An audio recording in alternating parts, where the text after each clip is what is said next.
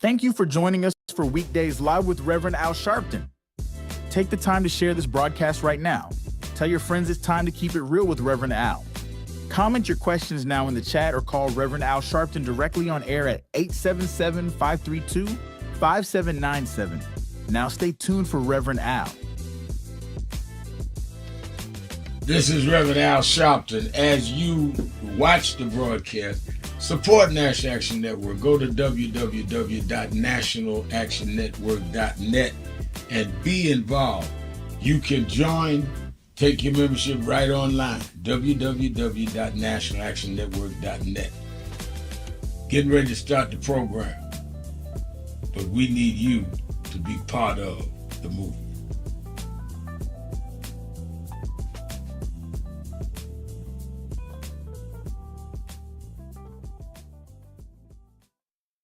Thank you for joining us.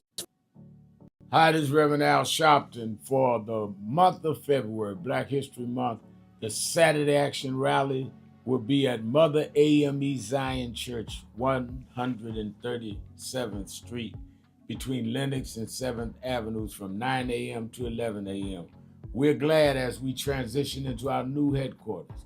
Our 4 Saturdays of Black History Month, we'll be doing those rallies at Mother AME Zion. Stand on historic ground, holy ground, where Frederick Douglass spoke, where Madam C.J. Walker was funeralized, where Sojourner Truth had a Underground Railroad come through.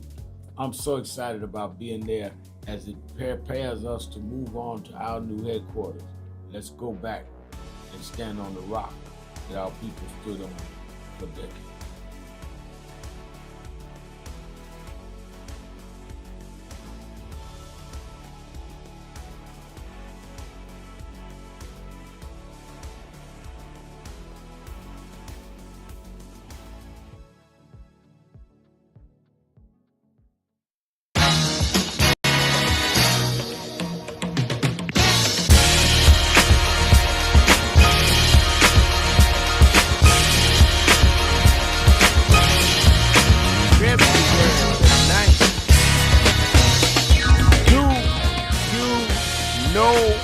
What time it is?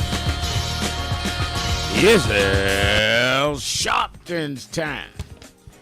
And for the next 3 hours, it's time to put aside all pretenses, deception, denial,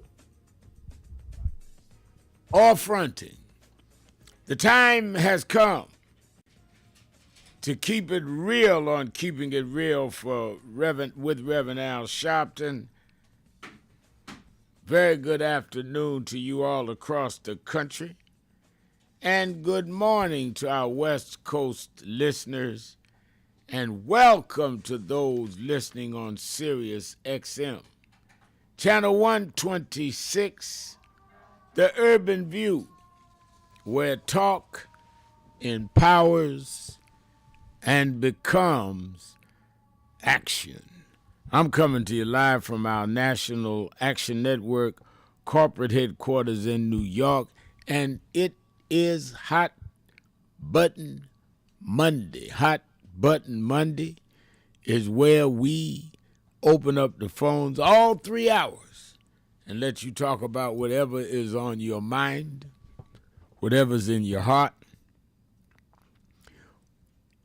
And know the nation is listening to you. People all over the nation and even parts of the world. I get calls and text messages from all over Africa and Germany. So you want folk to know what's going on in your community, your city, your state, and what you're concerned about. And all you have to do is call it at 1-877-532-5797 or go on our live stream at www.nationalactionnetwork.net. Go right to live stream. The mayor's already on it. Mayor Rodney Jones of Queensbridge Houses is saying, "Good afternoon, my shepherd. It's Hot Button Monday." I see you, Rodney. James Thomas is saying, good afternoon, Reverend Sharpton and Nan Chat Room, and happy Hot Button Monday. And once again, Trump is losing his mind, and it's time for the Dems to grow a spine and stop trying to be nice with the racist party. And, you know, I heard a lot of that this weekend, that for the first time, even some Republicans came out and denounced him with that racist video that was posted on Truth Social, his site. Let me say that again, his site, depicting former President Barack Obama and former First Lady Michelle Obama as apes. And then Trump, true to form, said, well, I'm not apologizing for it. It was about voter manipulation. And I didn't look at the end of the video before I let them post it because I thought they did a good job on the first part of the video about them stealing the elections. And the staff member on my staff didn't look at it all the way through, and it was a low-level staff member. Well, first of all, a low-level staff member does not have access to the president's webpage or page, period. Secondly, it was posted late at night, and I doubt if a low-level staff person would have been working, maybe his main person, who would have had to put it in there. But third of all, it goes through, it parallels everything Trump has stood for. Let's not forget he ran for president the first time, saying Barack Obama wasn't one of us, that he was born in Kenya, not in Hawaii, a United States state, and that he shouldn't be qualified to run. And never apologized for that. Said he was going to produce a birth certificate. What happened to the birth certificate from Kenya that he said he had? Where is it? So it's always been the race card with him. Now it is blatant again, because I think birtherism was blatant. I think Central Park was blatant. So now he comes again with another blatant thing, and maybe this is the one that tips the scales. I don't know.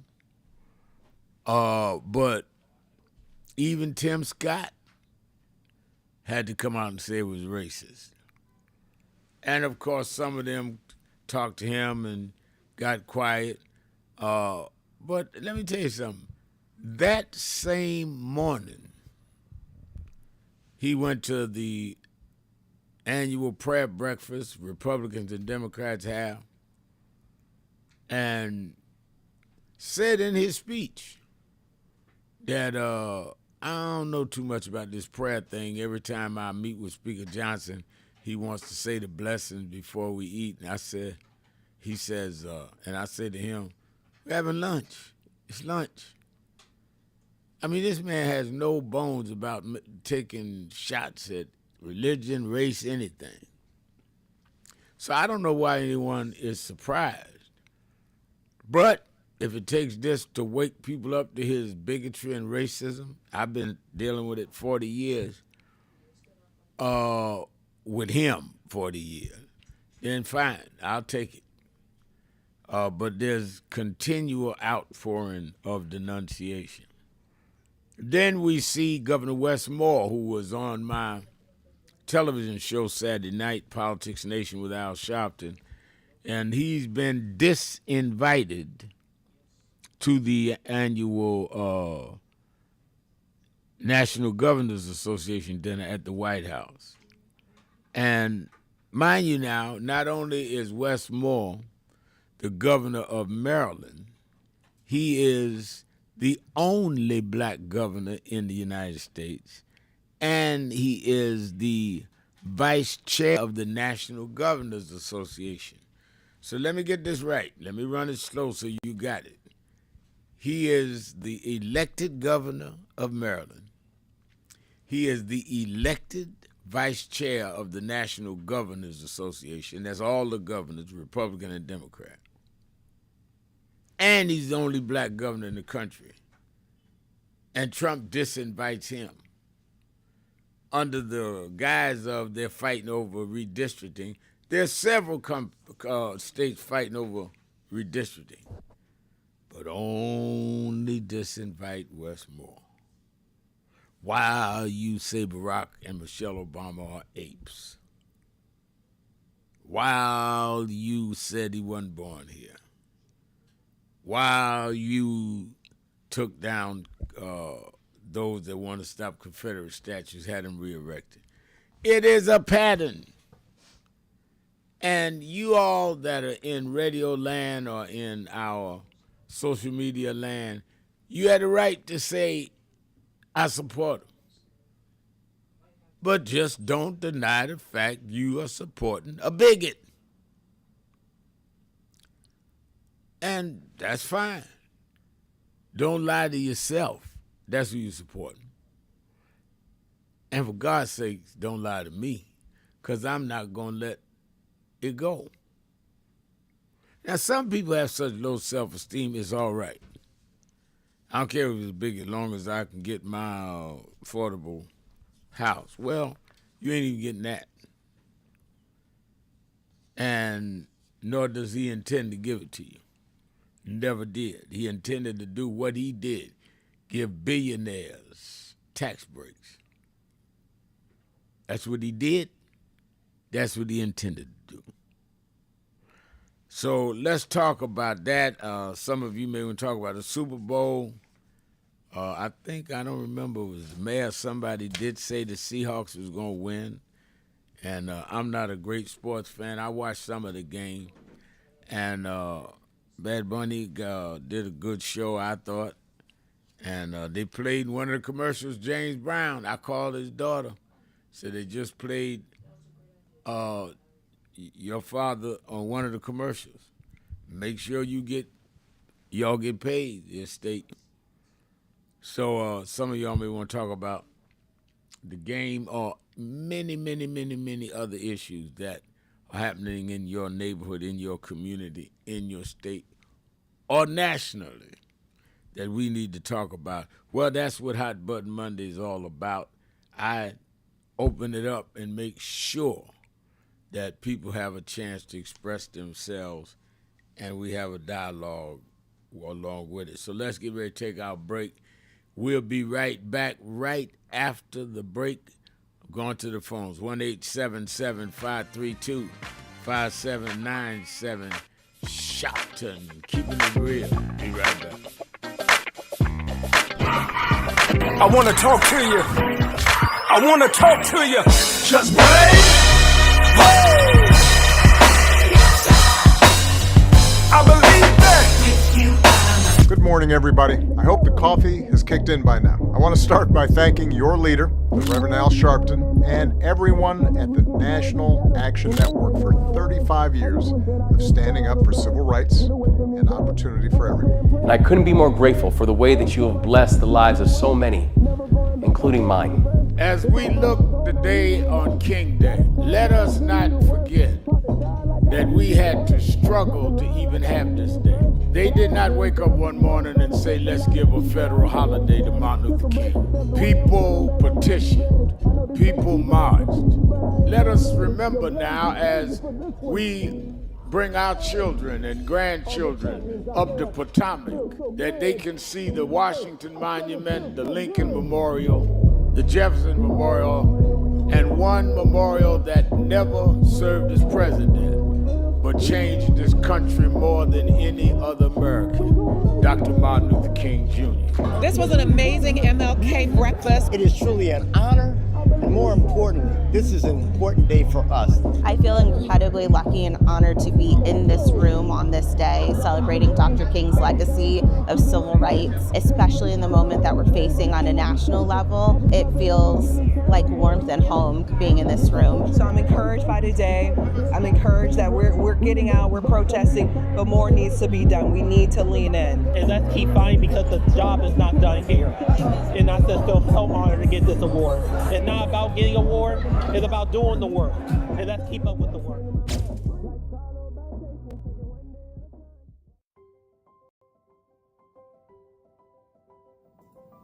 Hi, it's Reverend Al Sharpton, President and founder of National Action Network.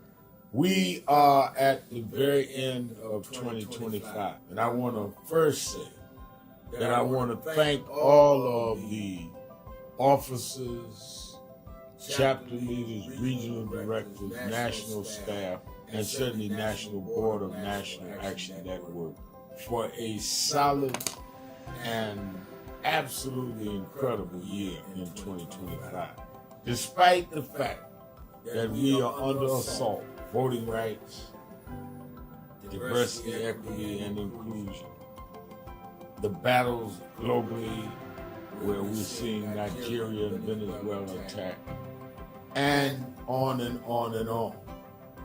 We have been steadfast as an activist organization in the tradition of Dr. King. We started the year with a national call that thousands responded to, and we were in Washington on our side of town while Trump was being inaugurated on the other side of town. And we made a pledge. We told people to lift their hand and make the pledge. And we kept that pledge to work all year to keep the dream alive. And that led into when Trump went after DEI. We supported some that were boycotting, and we started boycotting, something that had never happened. We said we're going to go buy from those that have committed to keep DEI, and went in several cities around Costco's and shopping. We've now bought stock in other companies. We're going to shareholder meeting and demand they continue DEI.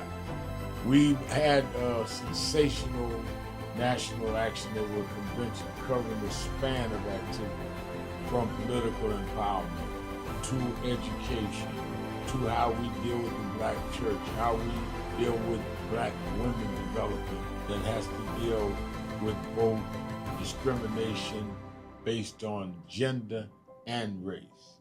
And of course, we came to Wall Street by the thousands and marched in late summer on the anniversary of the March on Washington.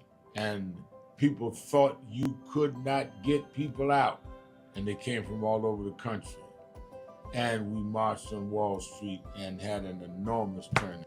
The only mass Black march, Black-led march this year. We had a lot of protests, a lot of marches. I salute all No King's marches and all. But the Black organization march, it welcomed everybody. We had white, Black, everybody there. Was our march on Wall Street in August. And then our Triumph Award, and on into our fall agenda of organizing, mobilizing. We've expanded. We've started chapters in about 12 new cities.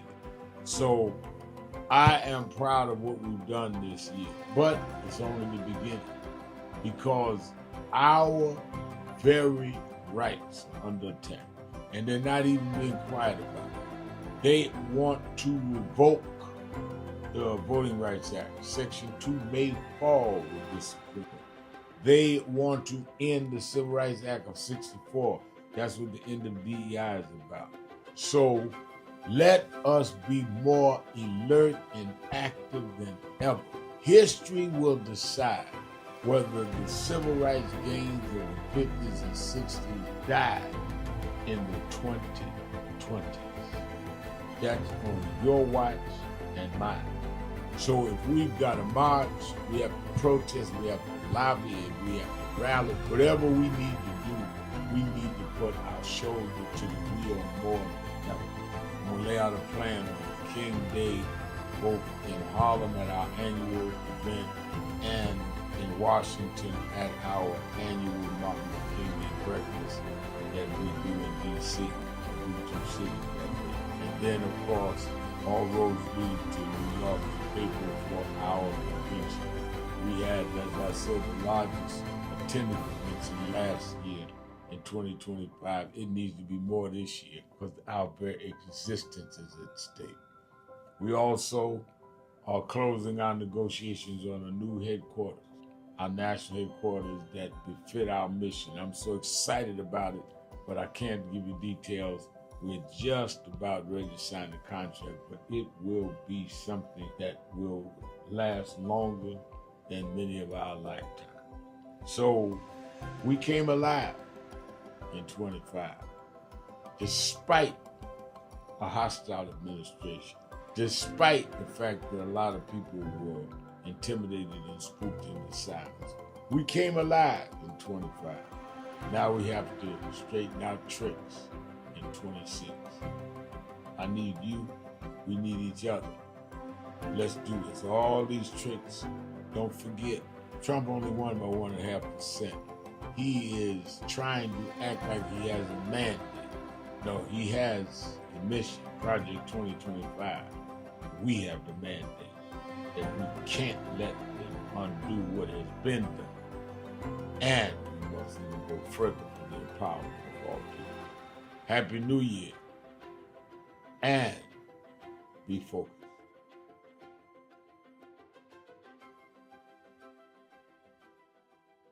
King, Dr. Richardson, most of all, let me thank Reverend Al Sharpton for bringing us all here together today in the Urban Action Network. I am proud to be a candidate for the presidency of the United States of America,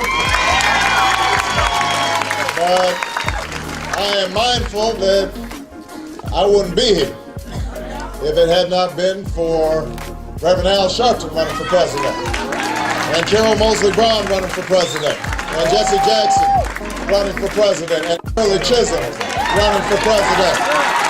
They paved the way, and I stand on their shoulders. When Coretta Scott King, the widow of Dr. Martin Luther King Jr., had this to say about Al Sharpton. A leader who has protested injustice with a passionate, unrelenting commitment to nonviolent action in the spirit and tradition of Martin Luther King Jr. And I am talking about your leader, our leader, the Reverend Al Sharpton. I celebrate the day you were born. You have been, over all of your years, such an extraordinary leader.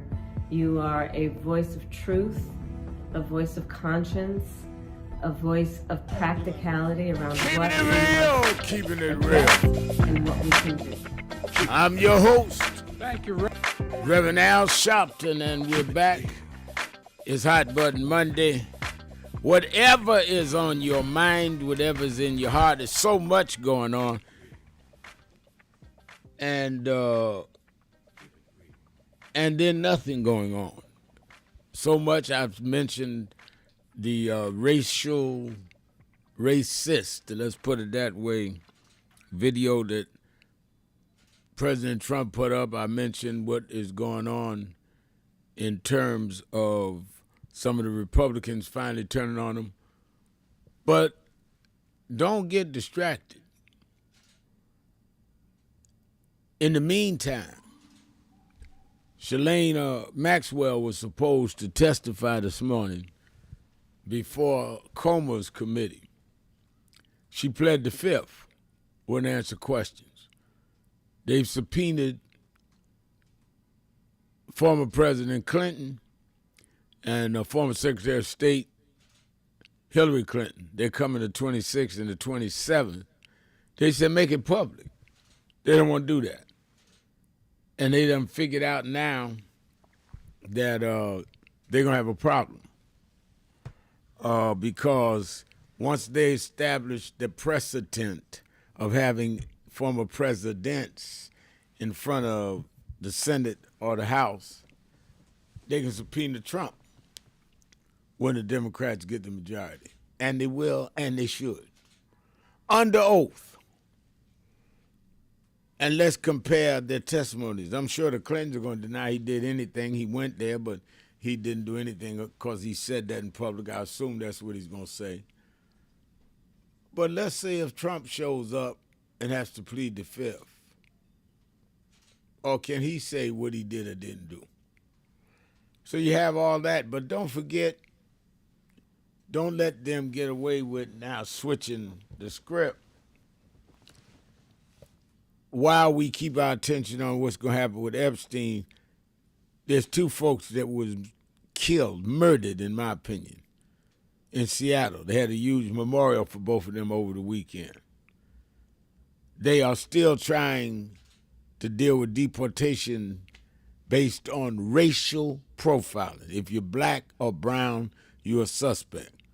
I had last night on Politics Nation with Al Sharpton, MS Now, I had the chair of the Hispanic Caucus, Adriano Espiat, and the chair of the Congressional Black Caucus, Congresswoman Yvette Clarke.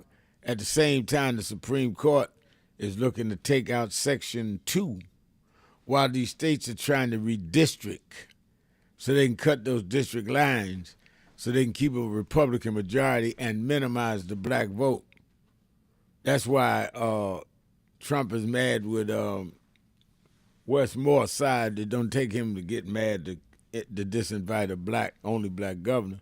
But Wes Moore is pressing the state legislature in Maryland to take the vote because he can win the vote in the legislature to stop this redistricting. Don't forget that. All that's pending. So you have the Epstein file, you have voting rights, you have the Affordable Care Act that if they go back into a partial shutdown will raise the premiums even more, and they have been already raised since January 1st. So I, as much as anybody, want to keep up with what they have on Trump with the whole Epstein thing. I'm not taking my eye off voting rights. I'm not taking my eye off the Affordable Care Act. I'm not taking my eye off of what he is doing globally. His attacks on only nations of color. Let's talk about all of that and whatever else you may have on your mind. 1-877-532-5797. 1-877-532-5797. Don't forget, I'm going to start early this week. Watch Politics Nation with Al Sharpton.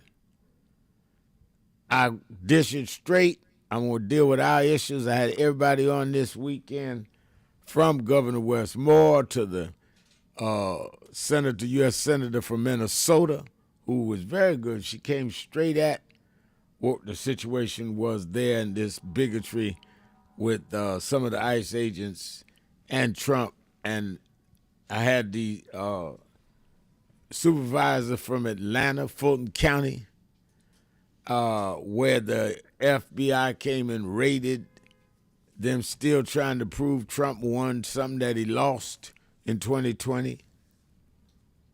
On and on and on. I don't waste your time. Watch Politics Nation with Al Sharpton every Saturday and Sunday at 5 p.m. Eastern Time. Then you that in the New York, New Jersey, Connecticut area, meet us at the Saturday Action Rally for the Black History Month. We are at Mother AME Zion Church, 137th Street and Harlem, 137th between Lenox and 7th. And Reverend Malcolm Byrd, who is the COO, Chief Operating Officer here at NAN, pastors at Historic Church, huge church, beautiful museum downstairs. What happened in that church? Frederick Douglass spoke in that church, historic church. Paul Robeson was a member of the church. His brother was a pastor of the church. Queen visited that church. Sojourner Truth had underground go through that church. We're there every Saturday this month, 9 a.m. to 11 a.m. at the House of Justice. And past Saturday was the first time we there. moved out of the old House of Justice, getting ready to move into the new one. Sometime in March, we're going to be at Mother Amy Zion. One, I wanted to be on a historic site for Black History Month, and Adrienne Adams, first black woman to be nominated by a state party and Democratic Party for lieutenant governor. She was there, spoke. She's a longtime member of NAN. You never know what you're going to see at National Action Network rally. And I must give due credit to some of those, certainly the mayor, who's a big part of our chat room on every day, Evangelist Ramsey, who's a part of our chat room, all of them.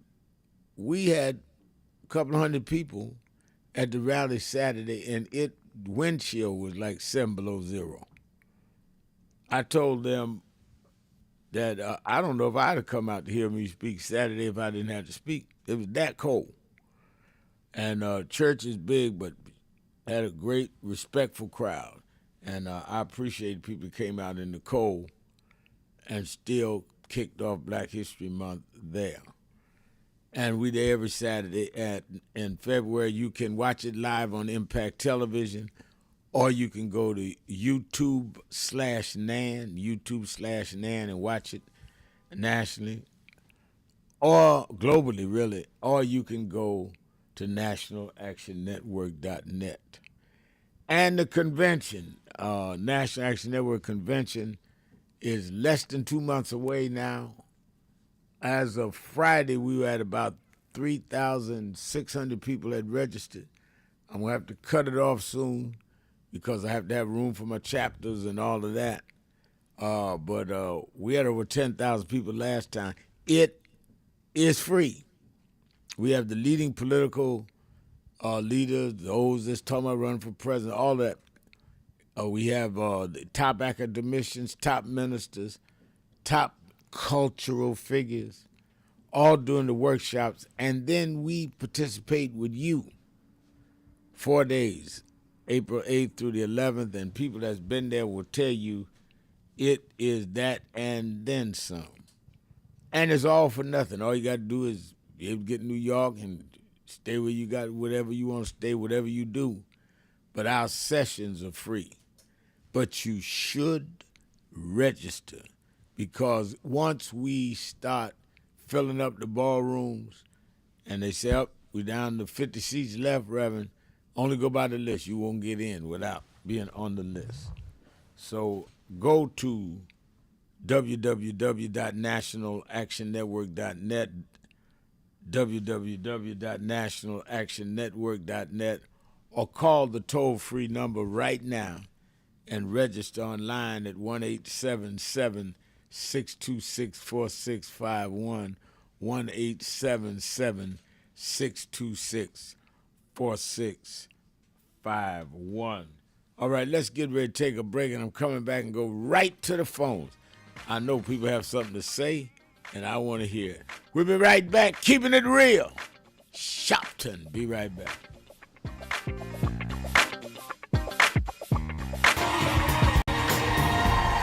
Welcome back, everybody. My next guest is a TV and radio personality. He's an activist and the author of a new book, The Rejected Stone, Al Sharpton and the Path to American Leadership. Please welcome my friend, Reverend Al Sharpton.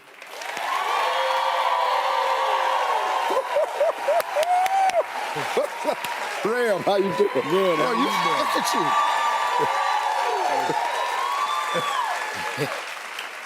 How you doing, man? I'm good. How are Boy, you? you getting sharper and sharper. No, I'm trying to be like you. Man, I'm trying to get my weight together, man. You look good. How much weight have you lost? All told, about 120 pounds. That's been great, man. I'm gonna get into this book, but I gotta tell you, man, I really do appreciate your stand for the small man. I think it's the common man that has really connected with you over the years, and the common cause, I think, has been very, very effective. Well, thank you. That's what my ministry is all about. Yeah. You have to know in life what your passion is, what gets you up in the morning. Mm-hmm. And that's my passion. And I once you lose it, you should get out of it and do something else. Right. Now, it's been 10 years since your last book. Why is this one really important to you at this point? You know, people stop me all over wherever I'm traveling and say to me, you've changed so much. You've gone radio now, TV every day. Your National Action Network has gotten formidable. You go to the White House, and you lost a lot of weight. How did you transform yourself? I want to go to the next level in my life. And I thought about it. I said, rather than just talk politics, I want to write a book about how anybody, any race, any religion, can transform themselves and go to the next step in life and not be afraid to do it, because you can do it. Right. And I'm a billboard of that. Right, exactly. Just like me, Reverend Al Sharpton has some principles that he lives by, characteristics of being a leader. So what's the first principle that you say makes a person a leader? You have to first decide where you're going. You know, most people never arrive because they don't have a destination. If you go to the airport, first thing you have to decide is where you're going. You can't even price the ticket, get through security nowhere if you're not going anywhere. Right. And we hang out in the airports of life. That's the first thing you have to do. Second, you can't be afraid to think big and be big. We all are born a certain race, certain, economic class. We put in categories. You got to think bigger than that. And lastly, be consistent and disciplined. And I think that discipline is something that a lot of people cannot apply, which robs them of their greatness. So in the book, I talk about how I learned. I give anecdotes. You know, I was very close with James Brown, the singer. He was like a father of mine. Right. Michael Jackson. I talk about my relationship with the president. And I talk about how I learned these things and different things from different people, right, because nobody gets big by accident. You have to do it by having a diligent plan. Absolutely, absolutely. You know,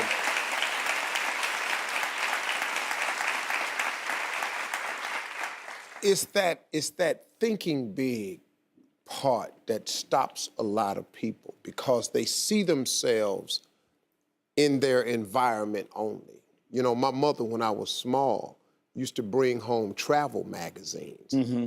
And my father didn't understand, why you buying those travel magazines? We ain't got no money to go to these places. She said, it's for Steve and them, the kids, because I want them to see other places, because one day they will be able to go. And I saw Aruba. I was snorkeling in the Barrier Reef at 9. No money to get there, but it was them making me see it. You know, the rejected stone comes from the Bible. The rejected stone to be the cornerstone. We've all been rejects, whether in our homes, whether in our jobs, whether in our life. And what I've learned is you can be the biggest reject in the world. Media used to demonize me. But if you learn to embrace and accept yourself, then soon the world will have to join your embrace. So I found I couldn't be somebody else. So I fell in love with Al Sharpton. I've been the president, chairman of the board, secretary, and only member of the Al Sharpton fan club. But we made it. Well, I'll tell you what, you got another fan in me, my friend, because you have taught me so many things, and you have come to my aid in some really dark moments. I thank you for your friendship. Thank you. And listen to me, folks, for more about his principles on leadership, all you got to do is pick up his new book. It's called The Rejected Stone. I think there's some information in there for anybody that's trying to make it, okay? Make sure you pick up a copy. We'll be right back. Reverend Al Sharpton, everybody.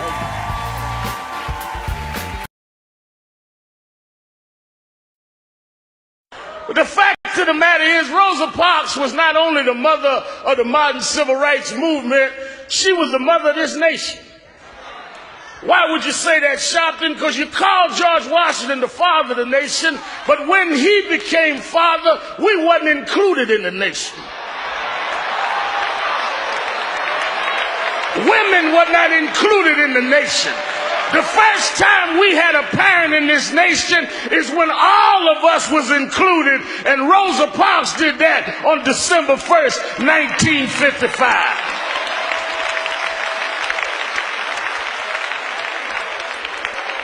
I heard somebody say Jim Crow is who she fought, and Jim Crow is still around. But Jim Crow is old. That's not who I'm mindful of today. The problem is Jim Crow has sons.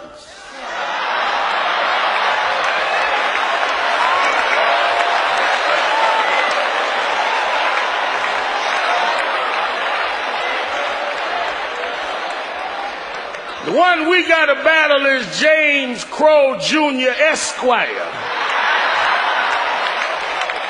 He's a little more educated. He's a little slicker. He's a little more polished. But the results are the same. He doesn't put you in the back of the bus. He just puts referendums on the ballot to end affirmative action when you can't go to school. He doesn't call you erase your name. He just marginalizes your existence. He doesn't tell you that he's set against you. He sets up institutional racism, where you have a nation respond looking for weapons in Iraq that are not there, but can't see a hurricane in Louisiana that is there.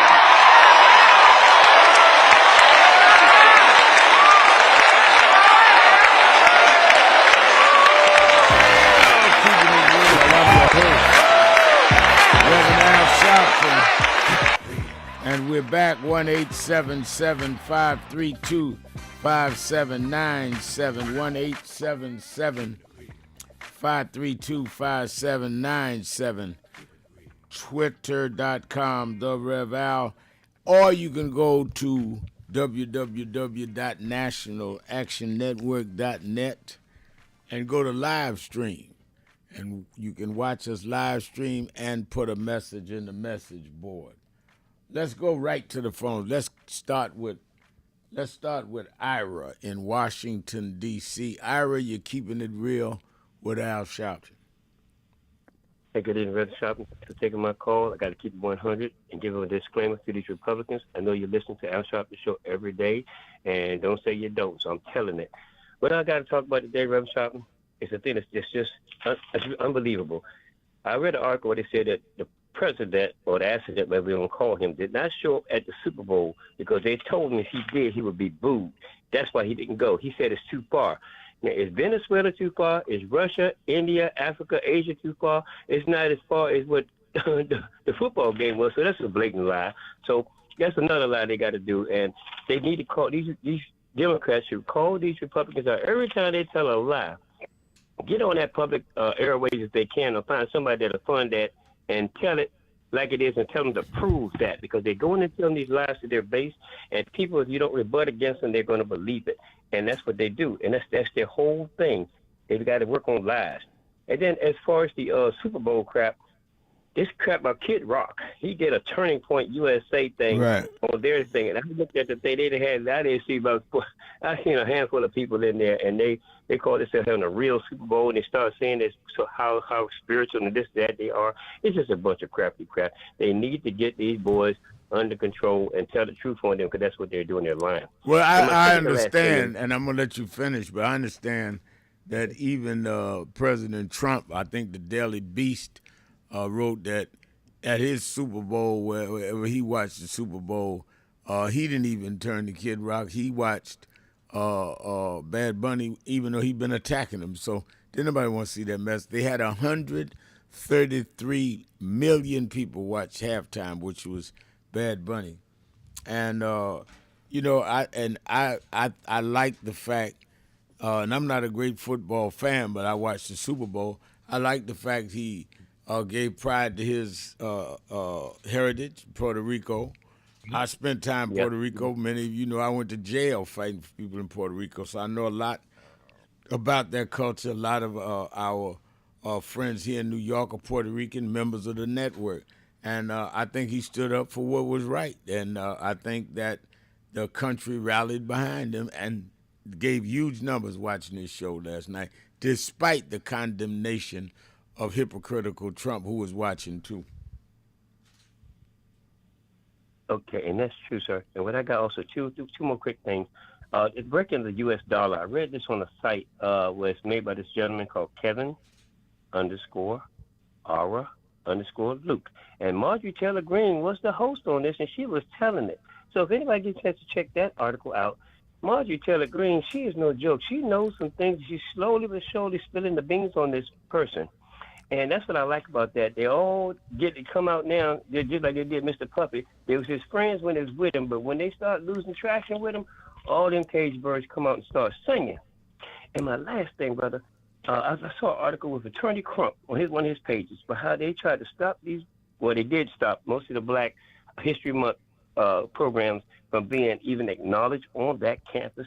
And that was something I saw. I said, I don't believe this. They're just going to try to stop it completely. Yeah, that's true. I talked to Ben about that. All right, thank you for your call. Let me go to Connecticut, to Cliff. Cliff, you're keeping it real with Al Sharpton. Hey, Reverend Sharpton, thank you so much for taking my call. I really appreciate it. Listen, I'm just going to share my personal view, okay, as far as the Super Bowl.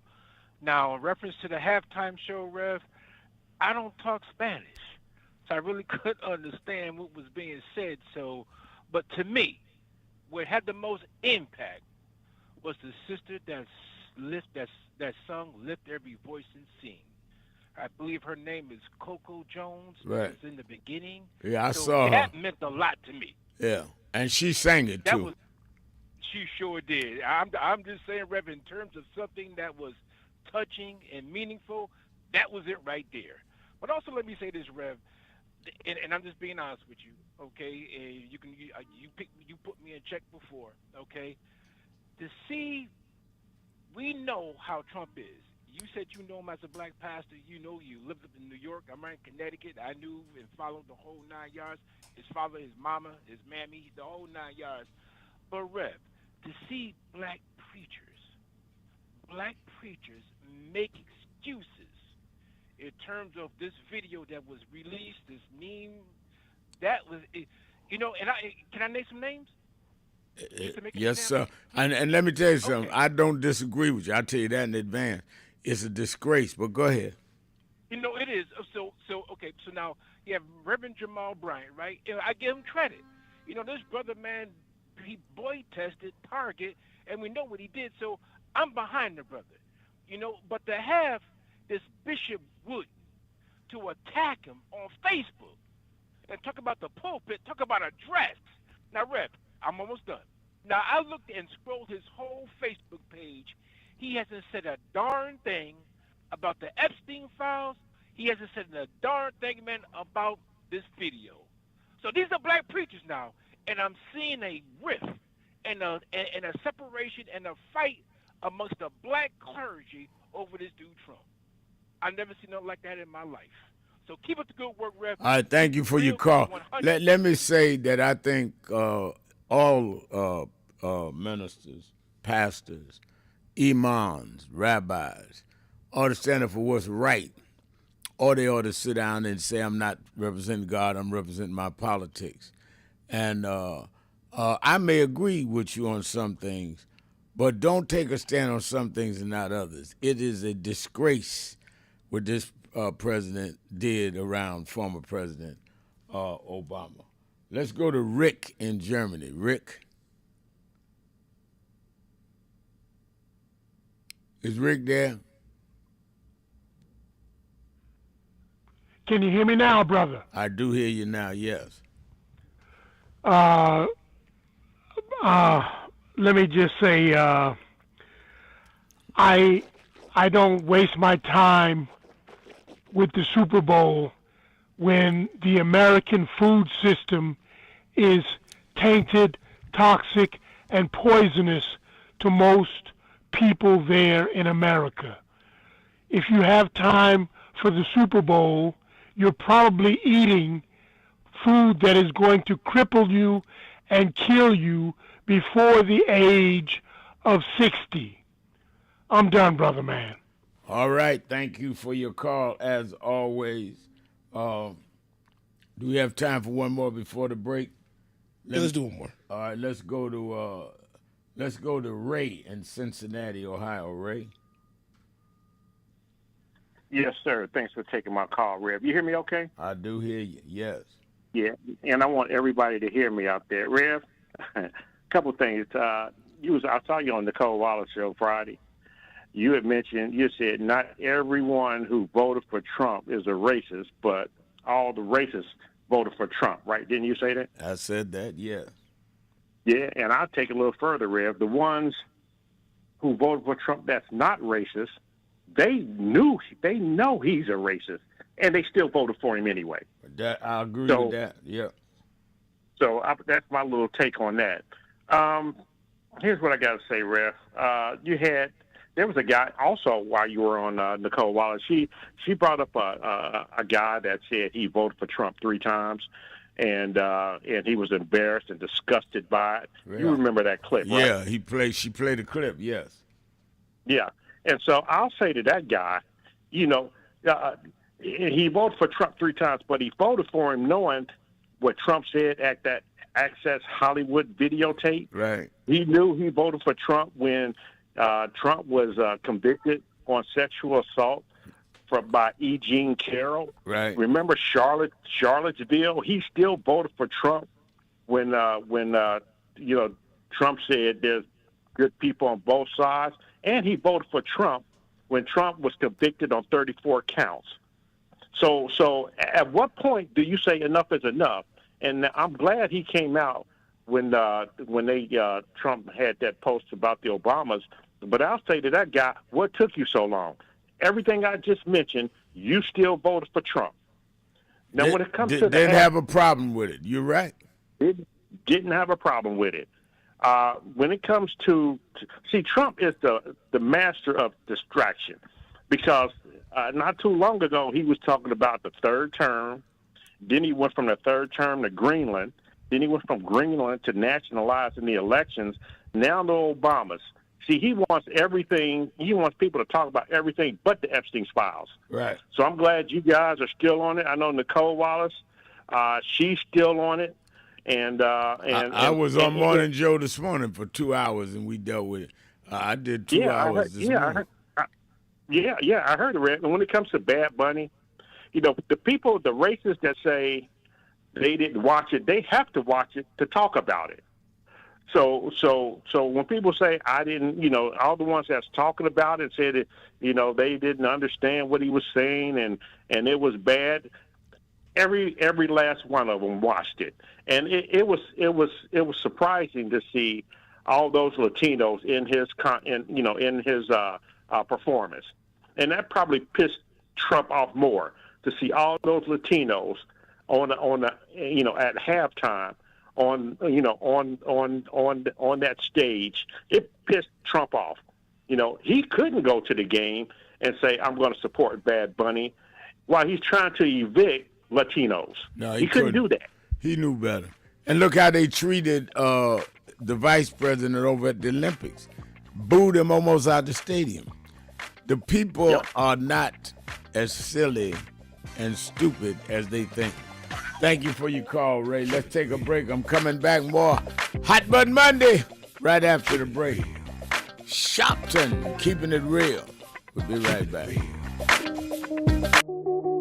It is really a intersection of both emotions, because when I was 11 or 12 years old, so I watched the news a lot and I became enthralled with the image of Adam Clayton Powell. I was around 11 and I convinced my mother to let me come up to this church to see Adam Clayton Powell. And in those days, people in Brooklyn used to say it's dangerous to go to Harlem. And folk in Harlem used to say it's dangerous to go to Brooklyn. Now, to 135th Street, and I came, sat right back there, and Adam Clayton Powell walked down this platform. And I remember after the church, in those days, Johnson, the pastor's study was right beside with the plexiglass, and I knocked on the door and I told the secretary I wanted to meet Reverend Powell. She looked down this little 11-year-old boy. She said, "Really?" She said, "Who should I say?" I said, "Reverend Al Sharpton." That power means dignity. Means we're gonna walk side by side with you, or through you. We're gonna be with dignity and integrity. We don't want any more than you have, and we're not gonna accept any less than you have. That's my power.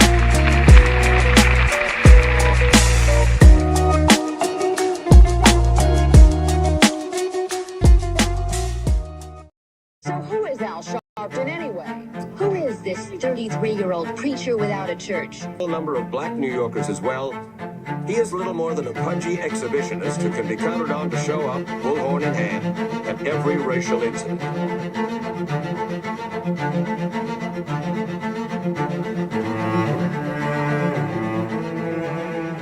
I often quote Mark Twain saying, the two most important moments in life is the moment you are born and the moment you find out why you are born. I had a very troubling conversation the other day that prompted me to do this little video. Young man that I've known a while came to me and he was crushed. I mean, really crushed, because people were criticizing his work. He's in the ministry, but he's also an actor. And he said he couldn't understand why people were jumping all over, criticizing him, trying to find scandalous and derogatory things about him. And I told him, I said, you know, you very young. You don't know the road I've traveled. They call me everything but a child of God. A blabbermouth, a loudmouth, too flamboyant, an agitator, a racist, I had to learn. Right? I was not defined by how others saw me. I was defined by how I saw myself and whether I was being true to myself. Some of you watching this don't like me. And it doesn't matter as long as I know what I'm doing. And I like me for being real. So I'm doing this video to say to you, whoever you are and whatever you do, you may not be in ministry or social justice, none of this stuff, but don't live your life worried about opposition or people that don't like you. You can turn that around. Use me as an example. The same people that call me a scam artist, a con artist, a sellout, or racial hustler and all, I kept going. And the people I respected started respecting and publicly embracing my work. When Coretta Scott King, the widow of Dr. Martin Luther King Jr., had this to say about Al Sharpton. A leader who has protested injustice with a passionate, unrelenting commitment to nonviolent action in the spirit and tradition of Martin Luther King Jr. And I am talking about your leader, our leader, the Reverend Al Sharpton.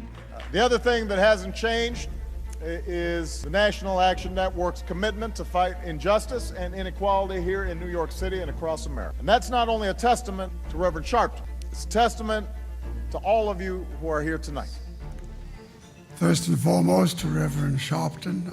I saw him when he first came on the scene, and I have marveled at his tenacity, at the development of his intellect, and his devotion to our movement, and much he has contributed to the world we are experiencing. I am honored, and I must say that when I had my debate with Dr. King on the issue of the church and religion, he didn't warn me that after his departure, his space would be filled by another preacher, and that preacher would be Al Sharpton.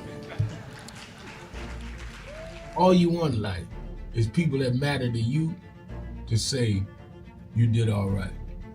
And more important, that you can look in the mirror and say you did all right.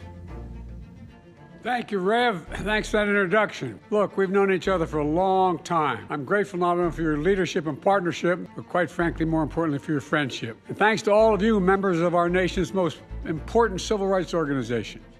You have been, over all of your years, such an extraordinary leader. You are a voice of truth, a voice of conscience, a voice of practicality around what we must address and what we can do.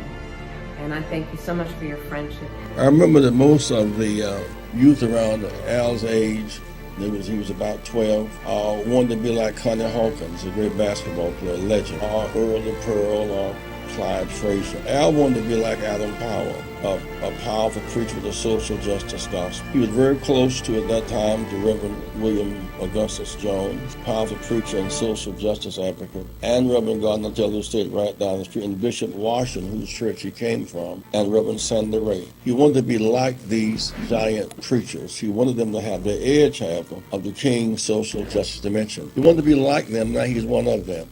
perhaps taller than most of them because of the risks he has taken and reward God has given him with his gift. I remember so well that I first escorted him to jail. He was around 13 years old with the jail fighting the ANP. He was in the lineage of our struggle. He grew up in it. We didn't just see him on TV one night. He didn't happen. He came bottom up, not top down.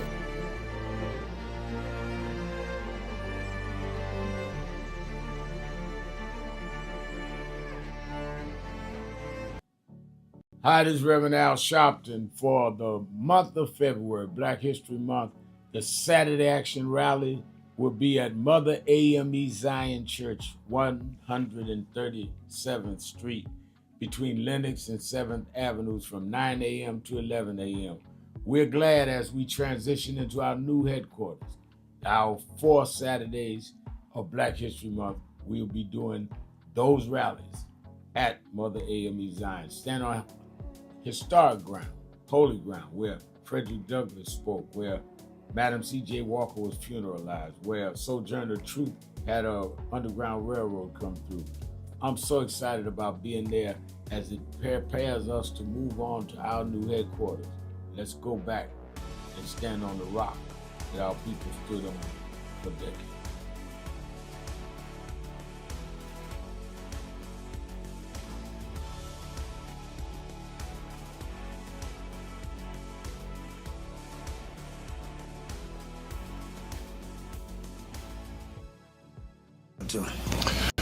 We have a young man in the studio who I think is an astounding young brother because of his youth. He's only 19 years old and he's accomplished a lot, and he's here to make a presentation to James Brown, and we'd like to welcome him warmly. His name is Al Sharpton. How about it for Al Sharpton? Al is the National Director of the National Youth Movement Incorporated. Right, Al? That's right. And what do we have here? Well, we come to break tradition. We know that in the recording industry that they give a gold record to those that achieve a million seller. But we view your million seller payback as a black record because it is relevant and says many of the things that young blacks have tried to say and could not musically express in our own little way. And we feel the payback is sort of like the theme song of Young Black America in 1974. Yeah.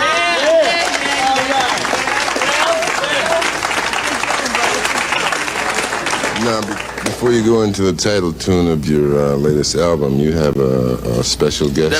Yeah, I do have a special guest. He talks about the dry bones in the valley. I'll tell you that. The only reason that the wind could blow life into the bone Keeping it real is because at some real. point they had to be connected. I am your host. If the wind had blown into Reverend a Al Sharpton, disconnected it's Hot body, Button Monday. it still wouldn't Whatever's work. in your heart, whatever's on your mind, 1-877-532-5797, 1-877-532-5797, or you can go to the message board at nationalactionnetwork.net.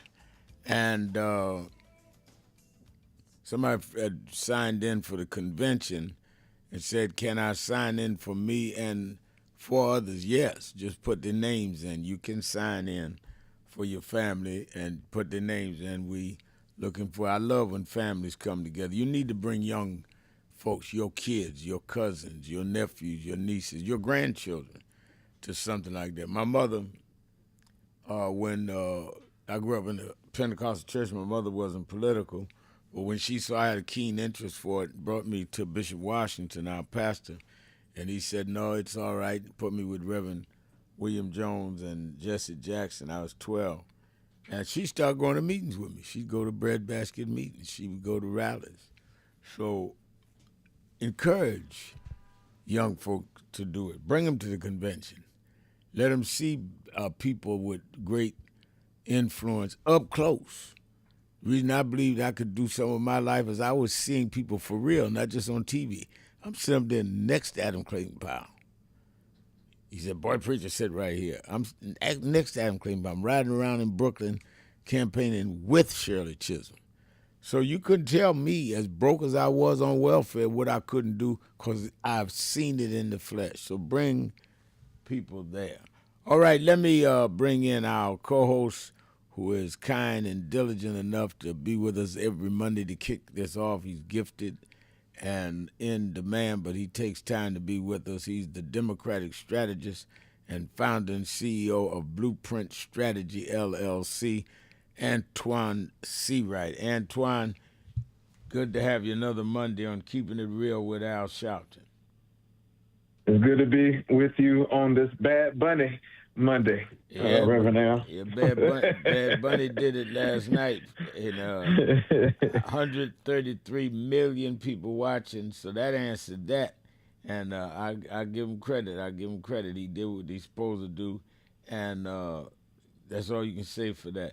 Let me ask you the whole question of Donald Trump. You text me over the weekend on several things, and I think that people don't take seriously what you've been stressing, that he really does want to go into martial law so he can cancel the midterm elections and other things. Share with me your concerns above and beyond the obvious. We know the Epstein files is grotesque how they handle it, but tell us the from the Affordable Care Act, the voting rights, to possible martial law. What are the things that we are heaviest in terms of being threatened by? Well, I think the biggest threat we have lingering among us is the affordability crisis, both from an economic standpoint and a healthcare standpoint. We saw the jobs report that came out last week.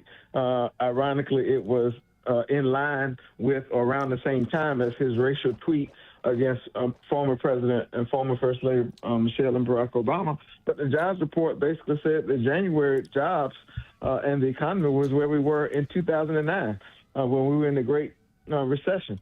And so that's part of the challenge.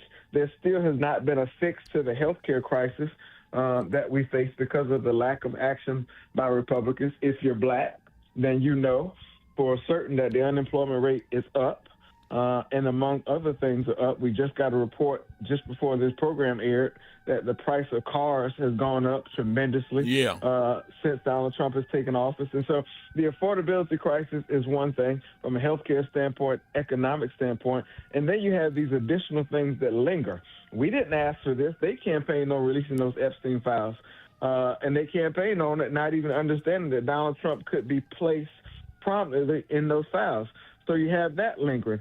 And then, Reverend, now you have some of the other subsequent things that are generationally important to us, like the Voting Rights Act, like redistricting, and some of those things. And then, of course, you always have to keep your eyes on what's happening with ICE and what they're doing, because we've seen 2 people executed on camera, 12 people shot, and then an internal DHS report came out 30 minutes before I called into this program that basically says out of the 400,000 arrests that they've had, less than 14% have any sort of criminal history. So they are arresting American citizens without any regard. This is targeting. We know they are going into businesses and homes without warrants.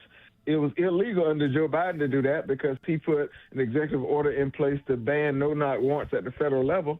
And so we're spiraling in a crisis, and I don't think the average person is paying attention because they want to have these great debates about things like the Super Bowl halftime show. It is imperative that we understand that they will play moving objects to distract us and have us chasing things that don't mean anything so they can slip through and reinforce the things that would render us some progress and render them into early retirement. Let's take some calls, Brother Antoine. Let's go to Demetrius in Cleveland, Ohio, WERE. Demetrius. Hey, thank you very much. Good talking to you, Mr. Seawright. I just want to speak on a few subjects. I was kind of disappointed when the Supreme Court ruled that Trump administration and the criminal justice system can hold the immigrants, in jail without bail. Say Supreme Court withheld that. To me, that's unfair because they don't say how long they can be held without bail. So really, they can be in jail for an unlimited amount of time. Right. Without having a hearing or anything. That's just oppression and brutality. And also concerning the posting that Donald Trump, put over the weekends concerning the Obamas. To me, that just show his aggravation that he can't run the government as good as President Obama. He was in office because Obama did have a health care plan in effect. When Donald Trump trying to come up with a health care plan, it's not going to work. When it comes to foreign policy, Donald Trump made a mess of foreign policy. With Europe, with South America, with Iran, and now he has to negotiate with Iran, so like Obama did. So he upset about that. He had to follow what Obama did. And when it comes to the economy, Obama did help set the economy straight after the Republicans lost the campaign with George Bush II. So to me, he just discouraged, and it's hurt his pride that Obama was successful, and he condemned Obama so much, but yet at the same time, he had to follow the procedures Obama did, tried to follow the procedures Obama did. Well, and let me remind people, Obama got the Nobel Peace Prize, and he didn't beg for it, pay for it, or stomp his feet. All of that drives Trump crazy, just crazy. To think this black man, who he said was not an American, and probably said other things that I don't want to guess at, get this Nobel Prize, wins for president, and then gets reelected. So it just, he can't get over it. He just can't get over it. Yeah, that's right. I think it gets under his skin, and he just so discouraged. So it just showing his true colors, how you feel about people in different races. Right. It goes back to the Super Bowl. Now, like I say, he watched the Super Bowl with Bad Bunny, but then he made the comment that it was un-American and so forth. To me, that just shows how you really feel about Latinos. What's un-American about Bad Bunny? Puerto Rico is part of the United States, and the United States is made of different cultures, people. And when people say they can't understand, the language, you have Italians, singing opera. You have different people around the world performing here. They don't perform in English. You have people come out to see them and have no complaints, against them, their language or their music. So it's just a racial accusation and just hatred. And to me, that just shows anyone who's that overly racial with the posting of the Obamas and what he said about the Super Bowl.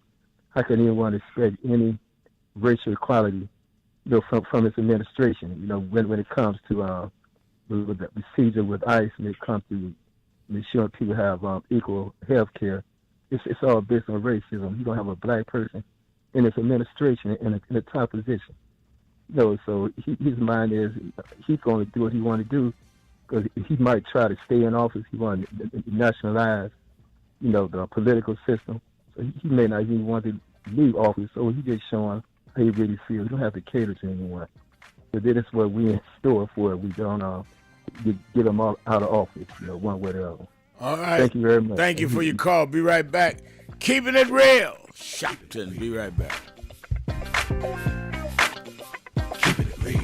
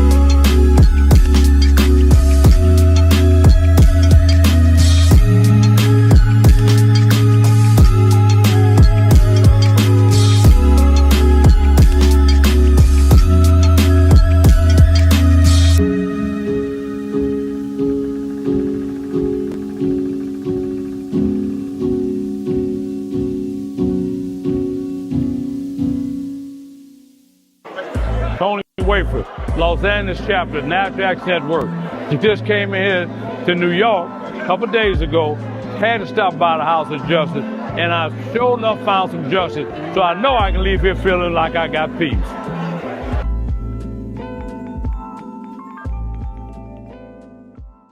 Many people cannot focus because they have not really come to terms with their calling and life purpose. In order to focus, you must also be clear on what you're focusing on. So if you're not clear on your purpose, if you're not clear on your life's calling, then focus on seeking that. Because if you just read the ways and roads you traveled that you didn't even choose, that were sort of just laid out for you by God, in that it's telling you, speaking to you about what your purpose is and what you were born to do and be.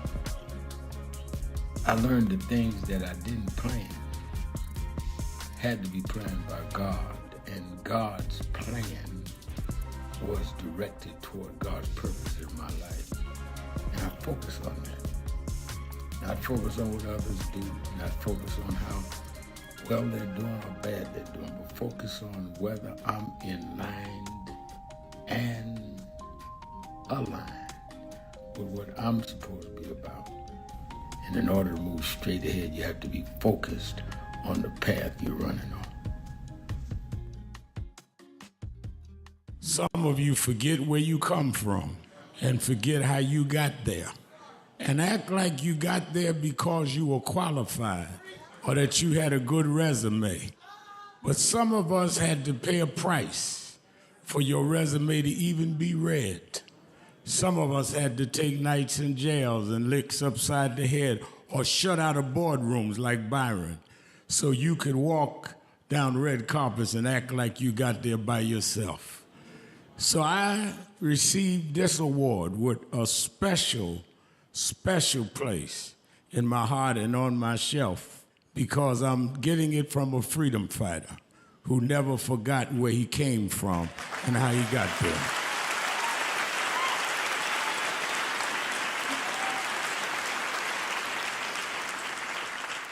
Yes, we've come a long way. We've had now a black president and now a black vice president, but we still can get shot down and have to march to get a case in court. We still can get shut out of boardrooms. We're still doubly unemployed in a good economy. So we're gonna have to keep marching. And I thank not only my family, a mother that raised me by herself, but I thank that lady at the end of the march that knows she won't be on TV that night and knows her name will never be in the paper, but she believed in me enough to get at the end of the line and make me look good. Because Dr. King used to say, if you call a march and no one shows up, you just going for a walk. And I want to thank those that marched with me. 32 years ago, here in Los Angeles, we marched. And then many years later, with George Floyd and others, we're still marching.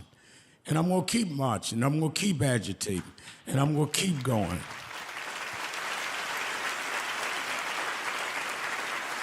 Until we don't have to do it anymore. Eddie, known you a long time, Mariah, Chris and your kids. And I promise you this, the only thing that I really live for is I get up with this dream that every bigot, every racist, everyone in this country that hates will say, damn, he's up again.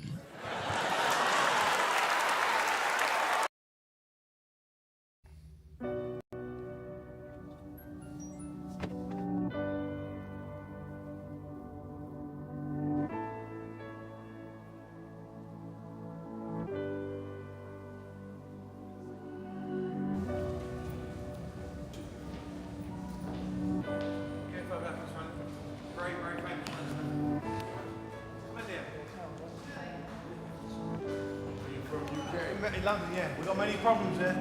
We need you over our side. Yeah, you're invited anytime, please. Whenever you want to come. There we go.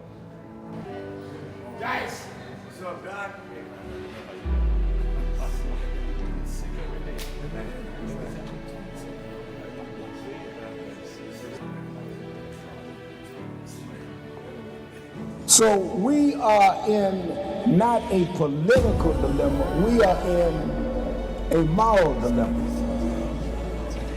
And if the black church does not come with a prophetic voice, then who's going to do it? We can go through all the data, all the statistics, all we're going through in the workshops, but the question is, where is the action going to be? We all believe in Jesus.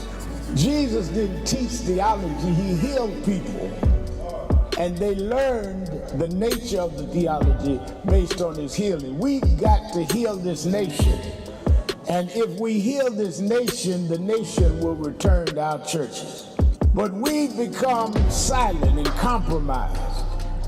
And we try to blame it on, I'm not in this. You are in this. You live it, your members live it. Keeping it real. Unemployment now is higher now than it's been since your host, the pandemic. Reverend Al Sharpton, Antoine C. Wright is our co-host. Let's go back to the phones, Antoine. Let's go to Tim in Brooklyn, New York. Tim. How you doing, Rev? I'm doing good. How you doing? I'm good. And Mr. Anton, how you doing? I'm doing well. Thank you for asking me. Yes. Listen, Rev, I want to know, okay, Trump, I got two questions for you. The second one is about the convention, but this one I want to know about the Trump disinvited the governor from Maryland from the dinner. Right.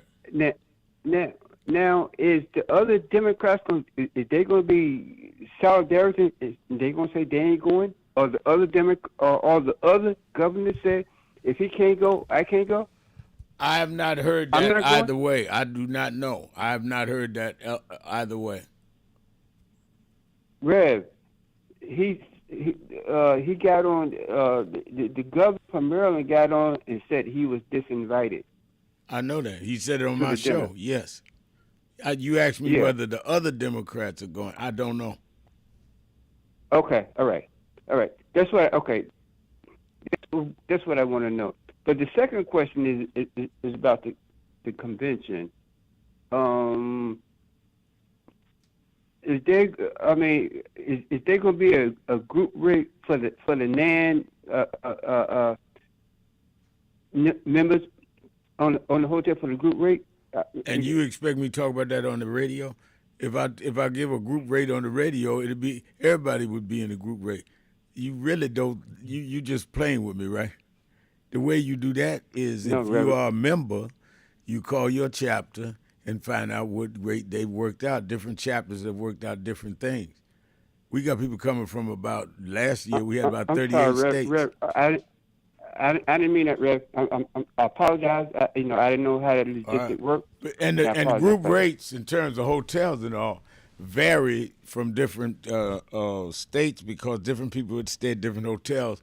A lot of them stay right there at the Sheraton, so you have to deal with that with your chapter. But thank you for your call, and I'll look for you at the convention. Let me go to Reverend, is that Reverend Queasy? Reverend Queese. Huh? Reverend Queese. Queese. Reverend Queese in Queens, New York. Yes, that's me, Mr. Sharpton.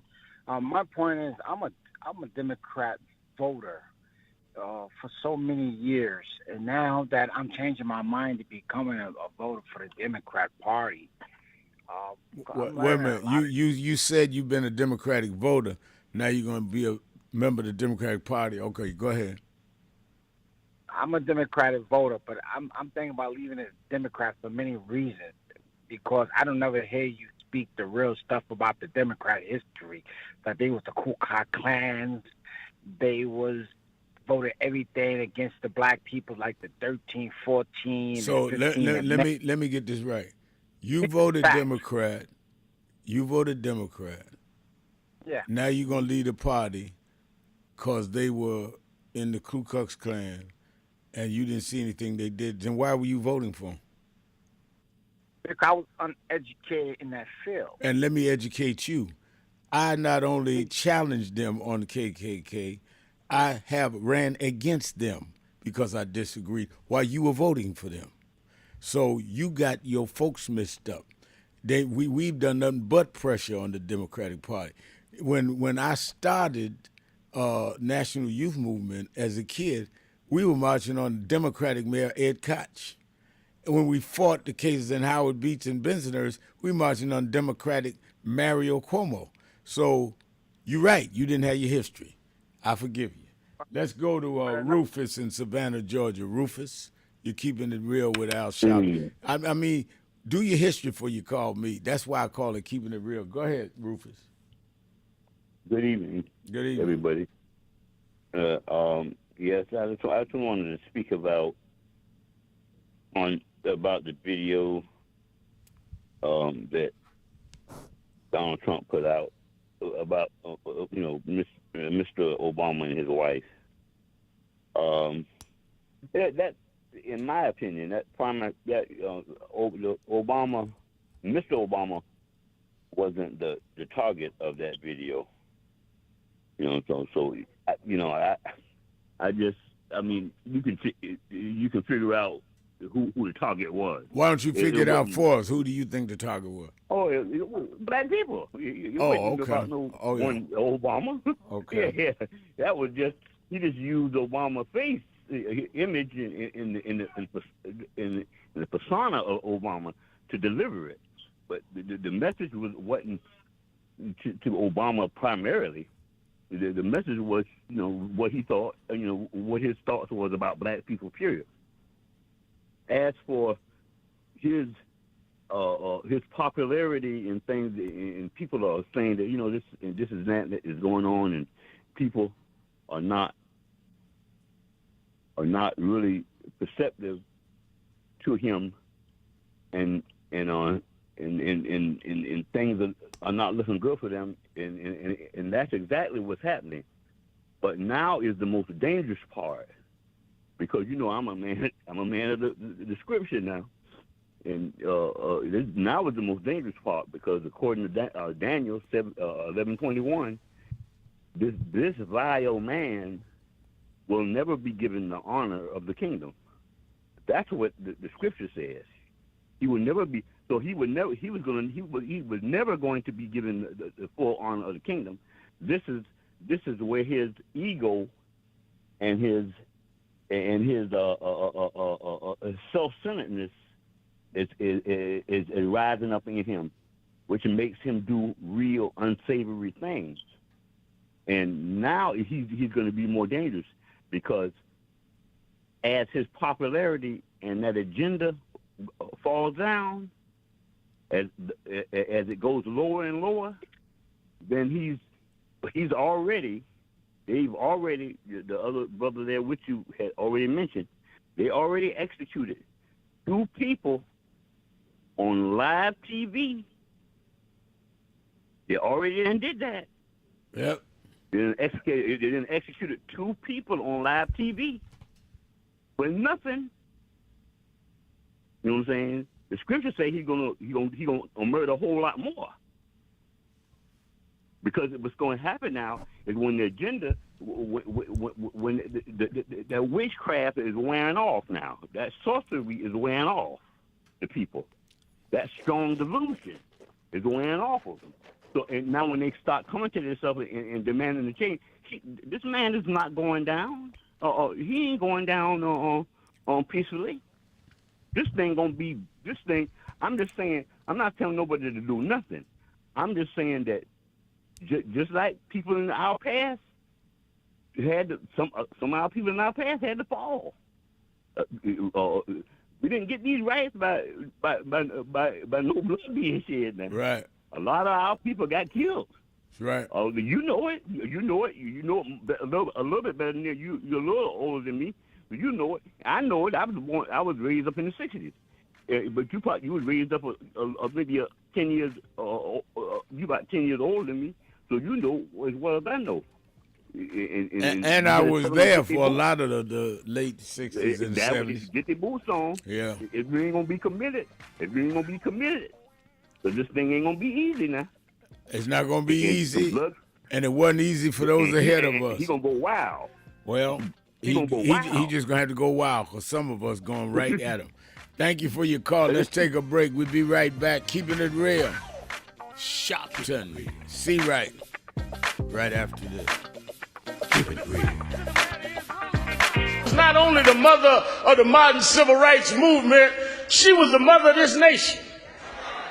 Why would you say that, Shopton? Because you called George Washington the father of the nation, but when he became father, we wasn't included in the nation. Women were not included in the nation. The first time we had a parent in this nation is when all of us was included, and Rosa Parks did that on December 1st, 1955.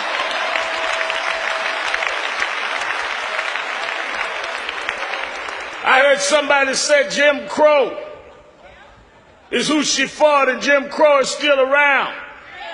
But Jim Crow is old. That's not who I'm mindful of today. The problem is Jim Crow has sons.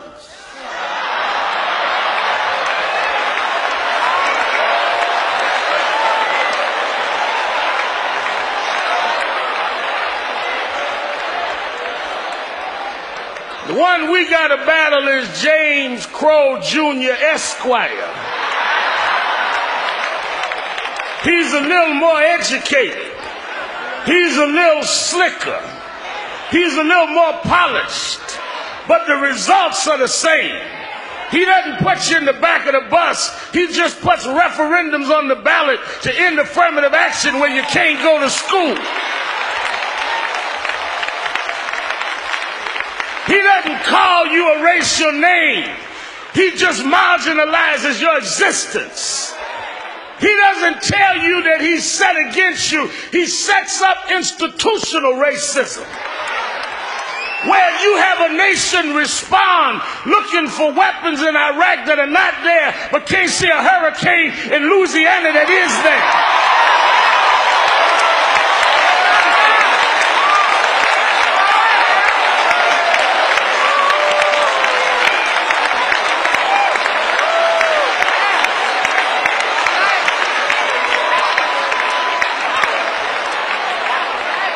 James Crow Jr. Esquire. That's who we got to fight. And if we are to win, if we are to really memorialize Rosa Parks, she would tell us to do in the generation of his son what she and Dr. King did to his daddy. They didn't talk a fight, they fought the fight. They didn't show up at funerals, they showed up on the picket line and the march line and the jailhouse.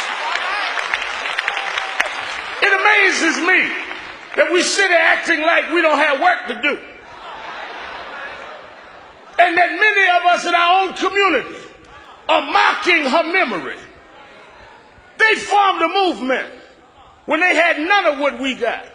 You realize that Dr. King and Dr. Abernathy and them formed a boycott after Rosa Parks, where people stayed off the bus for a year, went to rallies every night, and they never had email, never had a cell phone, never could go online. Here you got 2 cell phones in your pocket, emails, computers at the house, and can't even get a block association meeting together.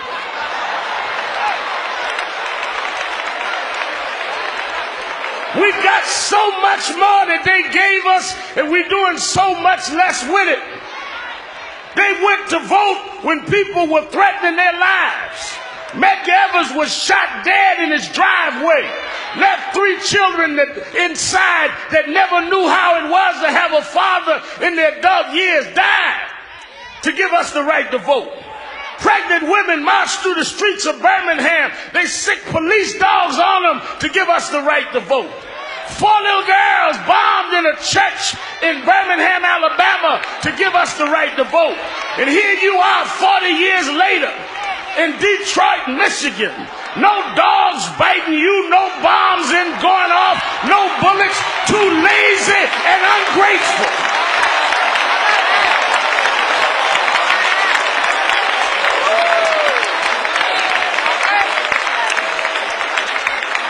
Making mockery of her memory.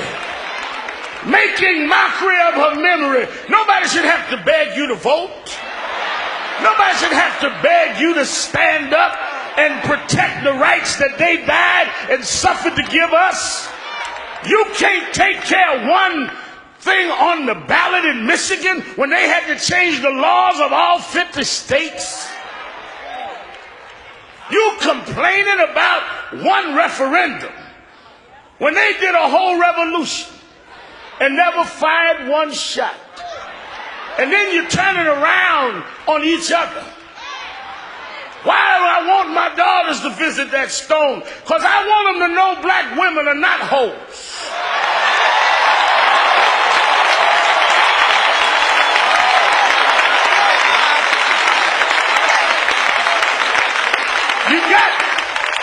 You have music companies selling misogynist records to our children. Black womanhood was Rosa Parks sitting in dignity. She wasn't break dancing. She wasn't talking about pimp me out. She made the world respect her people.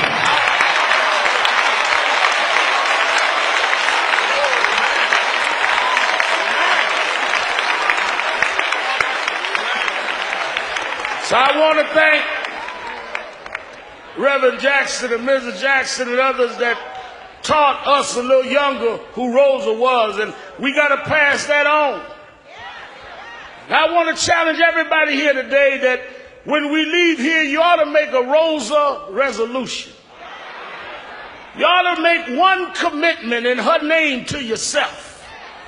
That you're going to either join some organization or you're going to stand for some policy. You ought to make a Rosa resolution.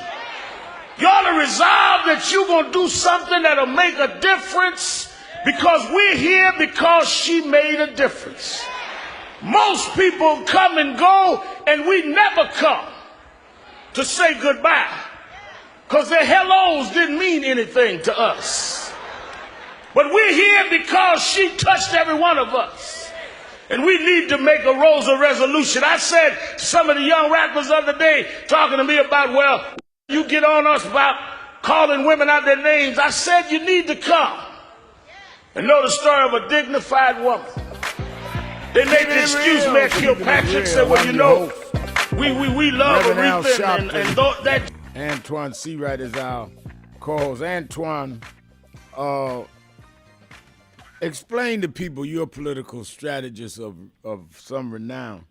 When I tell people, like I did that call about the Democratic Party, that's, just straightening out the political and record point and all that. And whether he was seriously discontent or playing doesn't matter. It helps to address the facts. But also, I would like you as a strategist to talk about the strategy of why blacks went in the Democratic Party, because blacks were Republican until Kennedy, and my parents were Republican. Jackie Robinson, the first black to play Major League Baseball, came to our church when I was a little boy. He was a Republican, close to Governor Rockefeller. What was the political calculus that made blacks go from Republican to Democrat? Because a lot of people just be talking and don't know what they're talking about. That was a strategy and a decision. That wasn't that we was dumb and thought that we was just going to wake up and go Democrat. We knew the Republican Party had been the party of Lincoln and the Democrats was Klan. There was a strategy that caused that shift. Oh, plain and simple, they got away from our values and they turned to racism and patriotism and got away from the things that we had stood in the gap with them for. And Strom Thurmond was a big part of that. My home state senator from South Carolina, he was a big reason why the big flip happened in that day. And so quite plain and simple, when people say things out of pocket like that, I just remind them of why it's so important to just know your history about your country, your community, and your party. they start doing everything they could to turn the clock back, very similar to what they're trying to do now. So blacks said, ain't no way we're going to deal with this. So we're going to get out of here, and we're going to find our value somewhere else. And so that's when the tectonic plates shifted in this country. The conversation shifted, and then we found our religion in the Democratic Party, Red. That's the plain, short, and simple of it. They got away from the values that they once shared with us.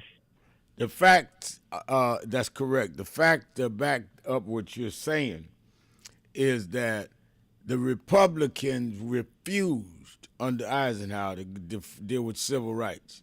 Kennedy and them said they would. And that's when a lot of shift. I know that's when my parents started voting Democratic. The Civil Rights Act of 64, which Kennedy got killed before he could sign it. Johnson signed it, who was a Democrat. Eisenhower was a Republican, would not do it.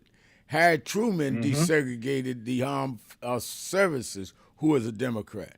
Now, there were two blacks in Congress before 1950, William Dawson in Chicago and Adam Clayton Powell in New York. Both of them were Democrats. Republicans would not put blacks in to the Congress, less known other positions.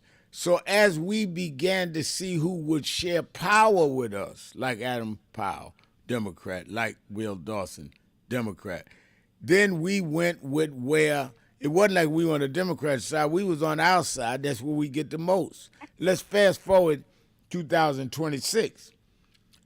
Both parties got shortcomings, no doubt about it. Both parties need to be challenged, no doubt about it. But if you don't choose one of the parties, you can't choose the nominee. So I want to see, somebody will say, Jasmine Crockett in the Senate. Well, if she does not win the Democratic primary, she will not be in the Senate because she will not be the Democratic candidate in November, and she don't have a prayer of winning as an independent. If she wins the primary, she can have a shot at being the senator beating the Republican. But you can't vote for her in the Democratic primary if you're not a Democrat. So there's the practical, strategic reason. Don't think you're the only person knows history that can figure this out. We all know the history. We understood the strategy that would empower us. Name me the Republican that has the power of a Jim Clyburn or Hakeem Jeffries right now. So we're not going with them. We're going with ourselves. And Rev, may we know, when we talk about the values fight, because that's what it's always been about for black folks, you name a Republican right now that's fighting to protect SNAP benefits in this country. Name a Republican right now that's saying, no, we do not need to nationalize elections in this country. Name a Republican right now saying, no, we don't need to cut $1 trillion from Medicaid and Medicare in this country and close hospitals and nursing homes. Name a Republican right now that's on the front line, continues to fight and say, you know what?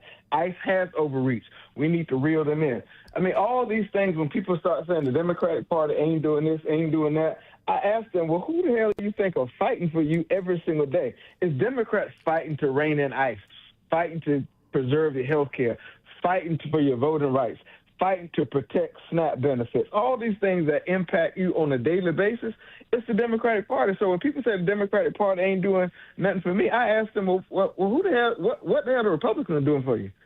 Doing you That's in. the question, because it's a two-party system. It's a two-party system in this country. What are the Republicans doing for you? And name a thing that Joe Biden and Kamala Harris did that the Republicans have not unwind or undone, if you will, that has had positive impact on the lives, particularly those of us of the African seed and the American son and daughter. Nobody can answer that question every time I ask it. In fact, name me the Republican that'll stand up and say, since we've subpoenaed Bill Clinton on Epstein, we should subpoena Trump. Name one Republicans that have stood up and said that. So, I mean, all the stuff, James Brown had to said it best. It's like a dull knife, just won't cut it. Talking loud, saying nothing. Tricia saying if Representative Crockett loses the primary, she's out of the House seat and out of the Senate race. And that's a loss not only to Texas, but to all of us that care about justice. It's just that simple. We strategic. Let's go back to the phones. I had to have you clear that up, Antoine. Let's go to Spencer and Little Mountain. Spencer. Hey, good afternoon, Al, and your co-host friend. Look, I'm going to bring up an angle I have not heard on your show. Anybody calling in to express this angle. But I'm in my 80s, and what they used to do back in the last part of the 19th century was they would hang a black person out on the crossroads, and that'll settle a lot of stuff. A lot of discussions would stop, okay? But look at this. Let me tell you why Trump is doing what he's doing to the Obamas. He's talking to the world leaders. He ain't talking to nobody in the United States. He letting the world leaders know that if a white man go back and stir up slavery and go at a respectful elected president and a widely respected wife, such as Michelle, this white man is crazy. That's all they want to do. And then look at all the world leaders now. Trump is something else. He got them scared. I'm waiting right now for one thing, and that's what Iran is going to do in settling what Trump is now trying to pull off. That's the reason why he did it to Obama.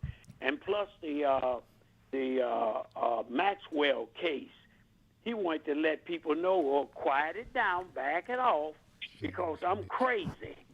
And once you get that in your head, it'd be just like back in the 19th century when they would hang a black person at the crossroads. Now, what you gonna do? Right. Oh.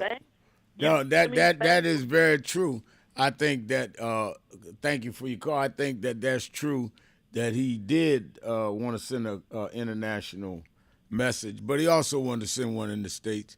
James Mitchell says the Civil Rights Act of 1957 was signed into law by President Dwight Eisenhower. It established the Civil Rights section of the Justice Department. That's correct. And Dwight Eisenhower was a Republican. And they refused in that act to deal with segregation. 1957 was the year after the Montgomery bus boycott, which was in 56 into 55 into 56. That is why you had to have the Civil Rights Act in 64, because the 57 Civil Rights Act did not address desegregation, i.e. Rosa Parks and the buses and all that. I'm glad you brought it up. If you didn't bring it up, would nobody be able to correct it? And I assume you're a Republican. You see how weak it was. It's formed a civil rights division in the Justice Department and gave it no teeth to do anything, which is why it took another 7 years under the Democrats to get a Civil Rights Act that made it against the law to segregate. 57 Civil Rights Act under Republicans did not do that. Let's go to Lola. You got any more? Send them my way. Any more talking points? You can write them on the board or call. Bring me all the Republican talking points, Republicans. Let's go to Lola in Philadelphia, WURD. Lola. Yes, Reverend Al, how are you? Good to hear your voice. And I wanted to start just by saying, and a little to Mr. Antoine. I wanted to say, Antoine, yes. I wanted to say that, of course, the video is absolutely disgusting and disturbing. The only reason I'm not surprised or shocked that he did it, but the thing is that this man is the president of the United States, and he is the one that has the right to do what he's doing with legislation, firing black women. We're not getting jobs. He has housing, education, and so that's why it's so detrimental. And then I also wanted to say that, his overt racism, he disinvited the black governor from Baltimore, Governor Westmore. He disinvited the farmers, the black farmers from, they had a farmer association meeting up there, all white farmers. He disinvited all the black farmers.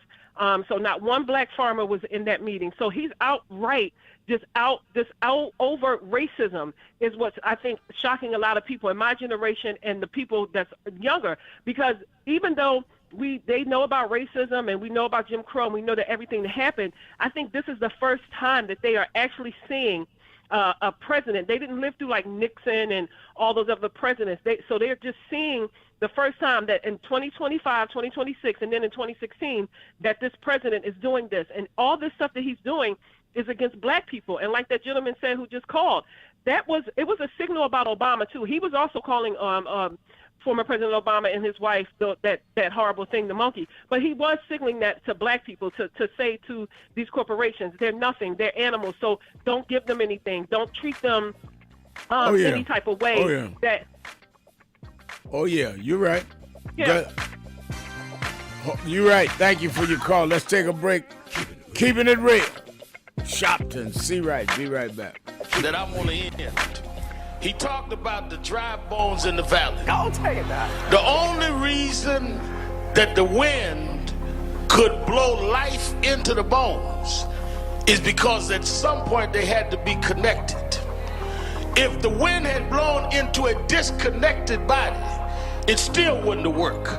So before he prophesied to the wind, they had to first get the foot bone to connect to the ankle bone, and the ankle bone to the calf bone, and to the knee bone, and the knee bone to the thigh bone. If we are to prophesy to the wind, we must first connect this body. We must connect Eddie Long to Farrakhan and Cornel West to Elders and Lowry to Sharpton. If we can connect this body, then God will blow the breath of life into our community. But as long as we are disconnected, the wind can't blow because it's blowing on disconnected dry bones. But the good news is that we're the children of people that have been through worse than this, and we're still here. So even though I get despondent, I don't ever get depressed, because I want the world to know you won't beat us, because we're the children of those that took the worst form of slavery and brutality that ever lived, that ever existed. Our parents survived the Middle Passage. Only the strong got here, and then we lost our name, our culture, our religion, and we're still here. But you don't know who we are. We're the children of Chaka Zulu. We're the children of Mary McLeod Bethune. We're the children of Marcus Garvey. We're the children of Martin Luther King. We'll be here. We were first, and we'll be last. We know who we are.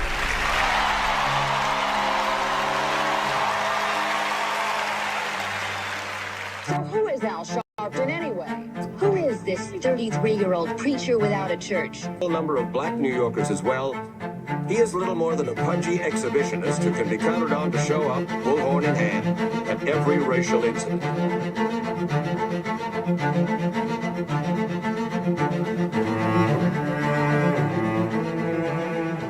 I often quote Mark Twain saying, the two most important moments in life is the moment you are born and the moment you find out why you were born. I had a very troubling conversation the other day that prompted me to do this little video. Young man that I've known a while came to me, and he was crushed. I mean, really crushed, because people were criticizing his work. He's in the ministry, but he's also an actor. And he said he couldn't understand why people were jumping all over, criticizing him, trying to find scandalous and derogatory things about him. And I told him, I said, you know, you very young. You don't know the road I've traveled. They call me everything but a child of God. A blabbermouth, a loudmouth, too flamboyant, an agitator, a racist, I had to learn. Yeah, right. I was not defined by how others saw me.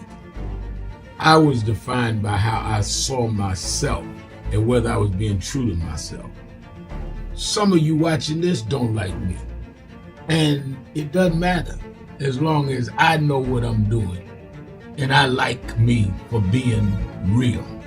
So I'm doing this video to say to you, whoever you are and whatever you do, you may not be in ministry or social justice, none of this stuff, but don't live your life worried about opposition or people that don't like you, you can turn that around. Use me as an example. The same people that call me a scam artist, a con artist, a sellout, or racial hustler and all, I kept going. And the people I respected started respecting and publicly embracing my work. When Coretta Scott King, the widow of Dr. Martin Luther King Jr., had this to say about Al Sharpton. A leader who has protested injustice with a passionate, unrelenting commitment to nonviolent action in the spirit and tradition of Martin Luther King Jr. And I am talking about your leader, our leader, the Reverend Al Sharpton. The other thing that hasn't changed is the National Action Network's commitment to fight injustice and inequality here in New York City and across America. And that's not only a testament to Reverend Sharpton, it's a testament to all of you who are here tonight. First and foremost, to Reverend Sharpton. I saw him when he first came on the scene, and I have marveled at his tenacity, at the development of his intellect, and his devotion to our movement, and much he has contributed to the world we are experiencing. I am honored, and I must say that when I had my debate with Dr. King on the issue of the church and religion, he didn't warn me that after his departure, his space would be filled by another preacher, and that preacher would be Al Sharpton. All you want in life is people that matter to you to say you did all right. And more important, that you can look in the mirror and say you did all right. Thank you, Rev. Thanks for that introduction. Look, we've known each other for a long time. I'm grateful not only for your leadership and partnership, but quite frankly, more importantly, for your friendship. And thanks to all of you, members of our nation's most important civil rights organization. You have been, over all of your years, such an extraordinary leader. You are a voice of truth, a voice of conscience, a voice of practicality around what we must address and what we can do. And I thank you so much for your friendship. I remember that most of the youth around Al's age, he was about 12, wanted to be like Connie Hawkins, a great basketball player, legend, or Earl the Pearl, or Clyde Frazier. Al wanted to be like Adam Powell, a powerful preacher with a social justice gospel. He was very close to, at that time, to Reverend William Augustus Jones, powerful preacher and social justice advocate, and Reverend Gardner Taylor State right down the street, and Bishop Washington, whose church he came from, and Reverend Sandy Ray. He wanted to be like these giant preachers. He wanted them to have the edge, however, of the King's social justice dimension. He wanted to be like them, now he's one of them. Perhaps taller than most of them because of the risks he has taken and reward God has given him with his gift. I remember so well that I first escorted him to jail. He was around 13 years old, with the jail fighting the ANP. He was in the lineage of our struggle. He grew up in it. We didn't just see him on TV one night. He didn't happen. He came bottom up, not top down.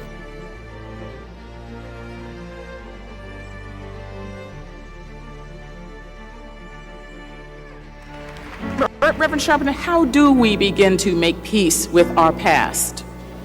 I don't think it's our obligation to make peace with our past. I think it's our obligation to learn from our past and to understand that soon we gonna be the past. I mean, a lot of us act like we gonna be permanent and that the past is the past. If we draw on the strengths of the past and uphold the dignity and the integrity of our people, and then perform it at our highest level in our generation, as Dr. Moss said, that's our obligation. You know, one of the reasons that I've been so concerned about this cultural tone that we're in now is a lot of us have lost the dignity that our community has shown from Jamestown to now.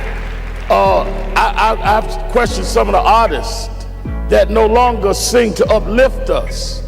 And there's never been a generation that didn't use our music and our culture to lift us up.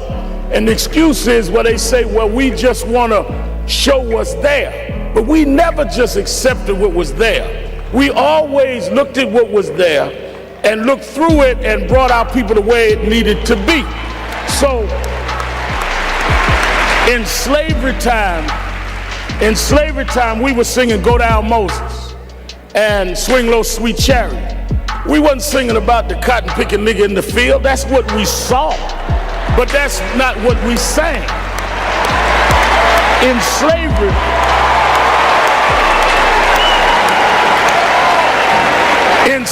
in segregation time, we were singing We Shall Overcome. Ain't gonna let nobody turn me around. We wasn't singing the hoe in the back of the bus. So where is this coming from? And that's what we need to challenge. I wish, all of this about our friend Barack announcing today, I wish Obama had announced here, because Lincoln did not free us. The abolitionist movement freed us. Lincoln accommodated to freedom fighters. He was not a freedom fighter. Kennedy accommodated the king. Johnson accommodated the king. We got to quit giving the wrong people credit for our history.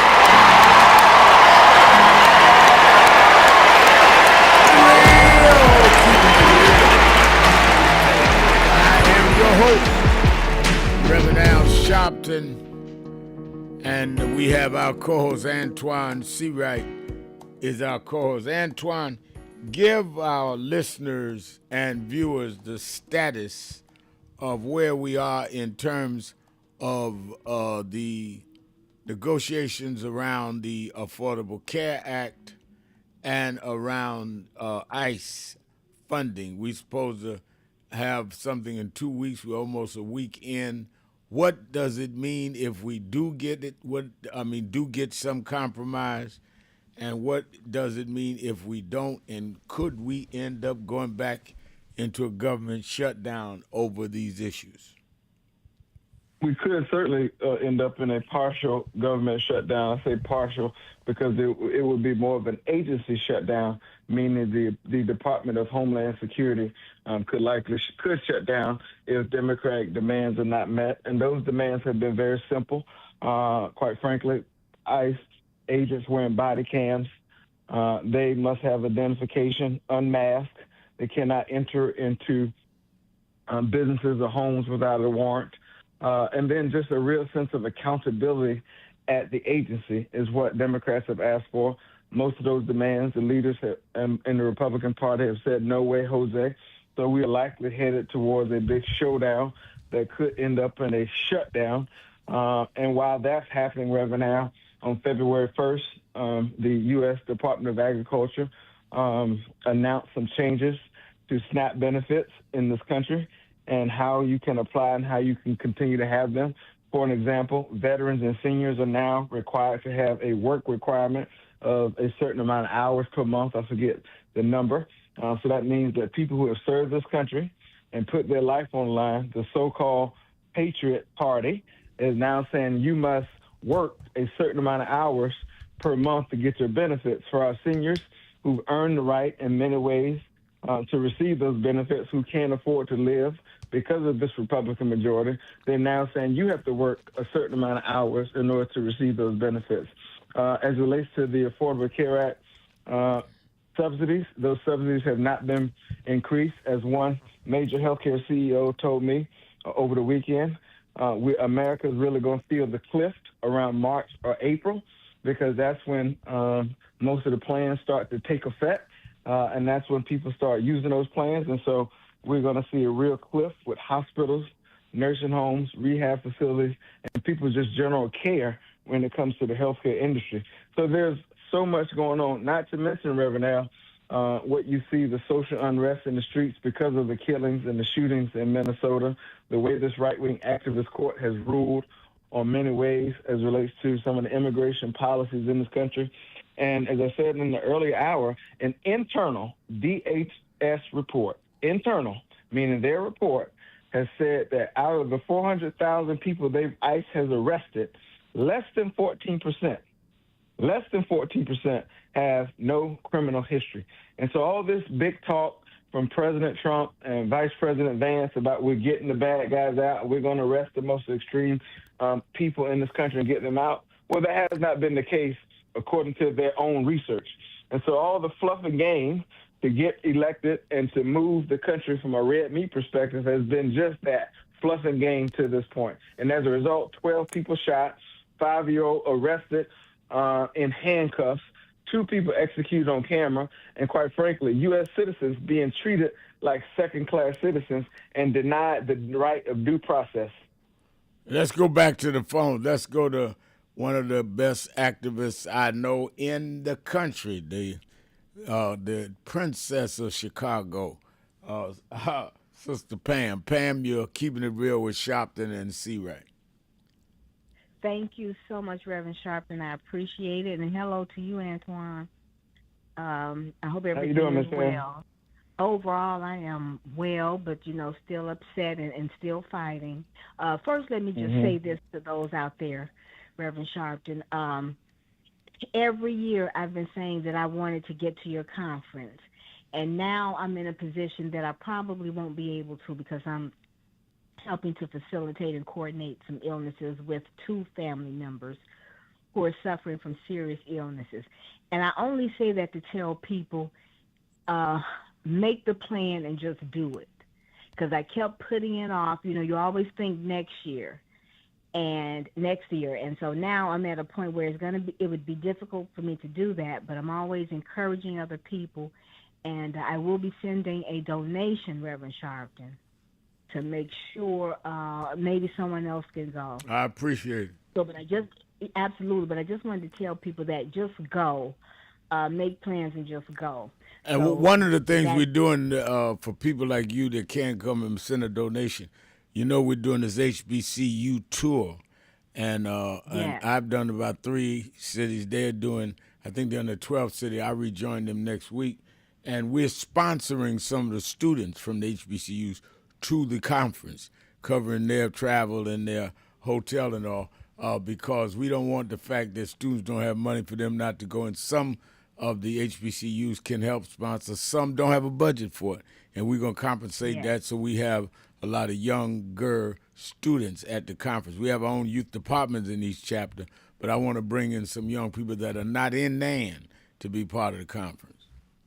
Well, my donation is forthcoming. Make sure you give it to the youth. Speaking of the youth, and this is addressed to you, Antoine, isn't it outrageous that we're not going to leave a legacy of freedom and resources, decency and democracy to our young people?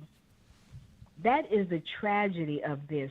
When you hear people talk about they're supporting the Republicans or, they're down with the adjudicated rapists in the White House, we won't leave a legacy of what you, Reverend Jackson, and many, many others in organizations left a legacy of us. Freedom, representation. Now, we're not saying that the Democratic Party is perfect, but it is a far cry from what the Republican Party is now. And Reverend Sharpton, when you ran for president, I remember, I think you said, and I'm paraphrasing, that you were going to ride this donkey all the way home. That's right. You said it right. And that makes, okay, and right, Antoine, that makes sense to me. If we came out and voted in the numbers that we have, we would take this party over. And whatever we demanded, we would get. And I don't know why people don't see it like that, but that's how I see it. Because a lot of us, Pam, think emotionally and not strategically.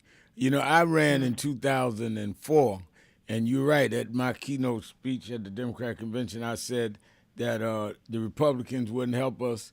The elephant sat on us, so therefore we decided we'd ride this donkey as far as it would take us. And that didn't mean that we was going to be donkeys. We riding a donkey. And the next cycle, Antoine, 2008. I ran in 2004. Barack Obama ran. I supported Obama over my home state senator, Hillary Clinton. Everybody in New York said you done lost your mind.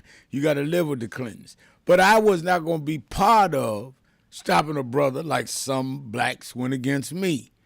And he won the nomination and went on to win the presidency as a Democrat. Now, it took a lot of the Democratic Party machinery and all ended up going into Obama. Did we make it permanent? No. But it's the first time we had a real grip like that and began to have chairmen and all, people like Clyburn and them cemented that. This is about who is going to share and be in the power equation. This is not about emotions. There are plenty of Democrats I can't stand. Like I said, I spent more of my career marching on Democrats than Republicans. But the strategy is to get something done. When families come to me, whether it be Trayvon or back in the day Howard Beach or now George Floyd or whoever, they want justice. They do not want to hear, well, I don't like the Democrats. They don't care who you like. Can you get some justice for us? And Central Park 5, when Donald Trump took out those ads to have them boys killed, it was Democrats that was going to execute those boys. Koch was the mayor.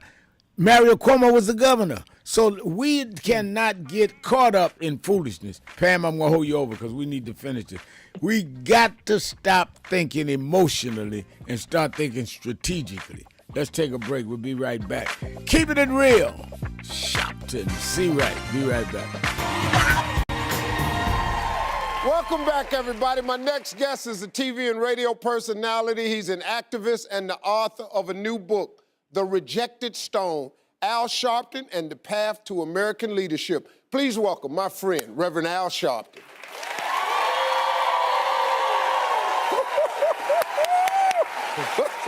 Rev, how you doing? Good. Look at you.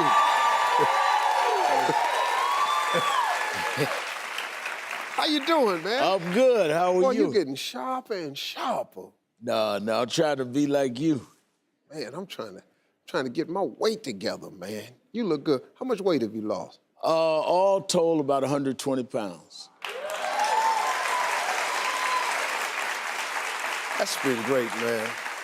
I'm gonna get into this book, but I gotta tell you, man, I really do appreciate your stand for the small man. I think it's the common man that has really connected with you over the years, and the common cause, I think, has been very, very effective. Well, thank you. That's what my ministry is all about. Yeah. You have to know in life what your passion is, what gets you up in the morning. Mm-hmm. And that's my passion. And I once you lose it, you should get out of it and do something else. Right. Now, it's been 10 years since your last book. Why is this one really important to you at this point? You know, people stop me all over wherever I'm traveling and say to me, you've changed so much. You've gone radio now, TV every day. Your National Action Network has gotten formidable. You go to the White House, and you lost a lot of weight. How did you transform yourself? I want to go to the next level in my life. And I thought about it. I said, rather than just talk politics, I want to write a book about how anybody, any race, any religion, can transform themselves and go to the next step in life and not be afraid to do it, because you can do it. Right. And I'm a billboard of that. Right, exactly. Just like me, Reverend Al Sharpton has some principles that he lives by, characteristics of being a leader. So what's the first principle that you say makes a person a leader? You have to first decide where you're going. You know, most people never arrive because they don't have a destination. If you go to the airport, first thing you have to decide is where you're going. You can't even price the ticket, get through security nowhere if you're not going anywhere. Right. And we hang out in the airports of life. That's the first thing you have to do. Second, you can't be afraid to think big and be big. We all are born a certain race, certain, economic class. We put in categories. You got to think bigger than that. And lastly, be consistent and disciplined. And I think that discipline is something that a lot of people cannot apply, which robs them of their greatness. So in the book, I talk about how I learned. I give anecdotes. You know, I was very close with James Brown, the singer. He was like a father of mine. Right. Michael Jackson. I talk about my relationship with the president. And I talk about how I learned these things and different things from different people, right, because nobody gets big by accident. You have to do it by having a diligent plan. Absolutely, absolutely. You know,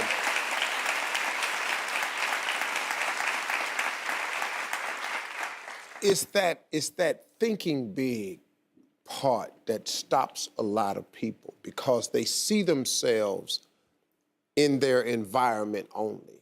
You know, my mother, when I was small, used to bring home travel magazines. Mm-hmm.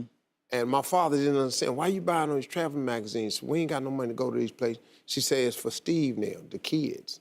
Because I want them to see other places, because one day they will be able to go. And I saw Aruba. I was snorkeling in the Barrier Reef at 9.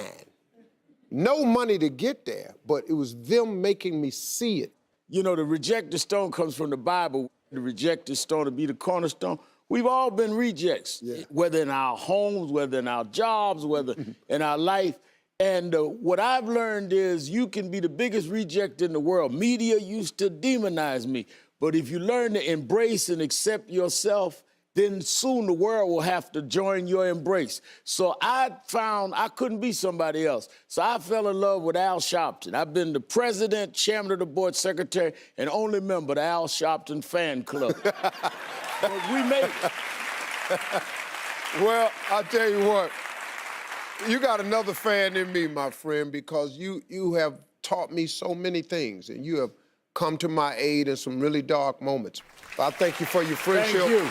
And listen to me, folks, for more about his principles on leadership, all you got to do is pick up his new book. It's called The Rejected Stone. I think there's some information in there for anybody that's trying to make it, okay? Make sure you pick up a copy. We'll be right back. Reverend Al Sharpton, everybody. We have a short visit today, so we just wanted to greet you all and thank you for allowing us in. Yes, sir. We was here. They were on the plantation. Our family was on the plantation. Wow. And that's, of course, that's the slave house. It was one of the slave houses.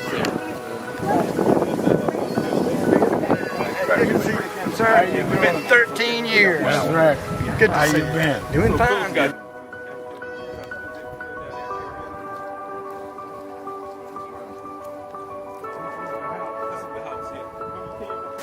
Last time. And we, Alexander Sharpton.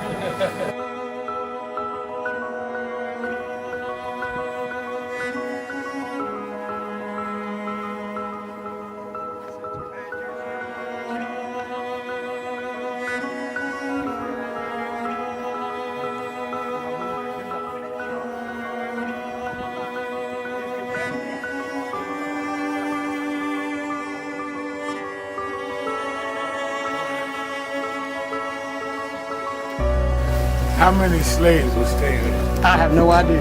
This is where they would have a slave. Yeah, that's what, exactly. That was, exactly.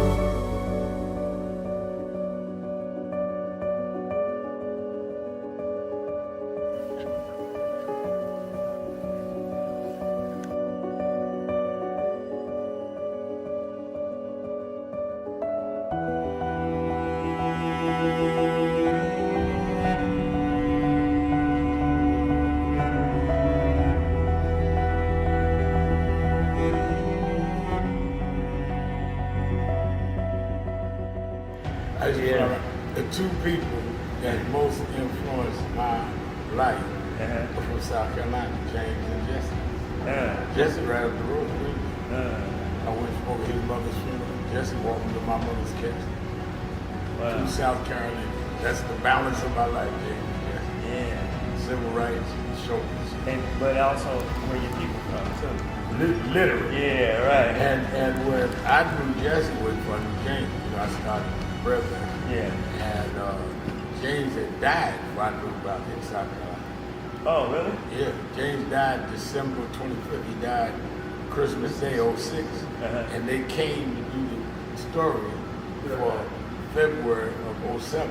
They came to me in January. His daughter Sweat, that was his daddy, and him pushing the information out.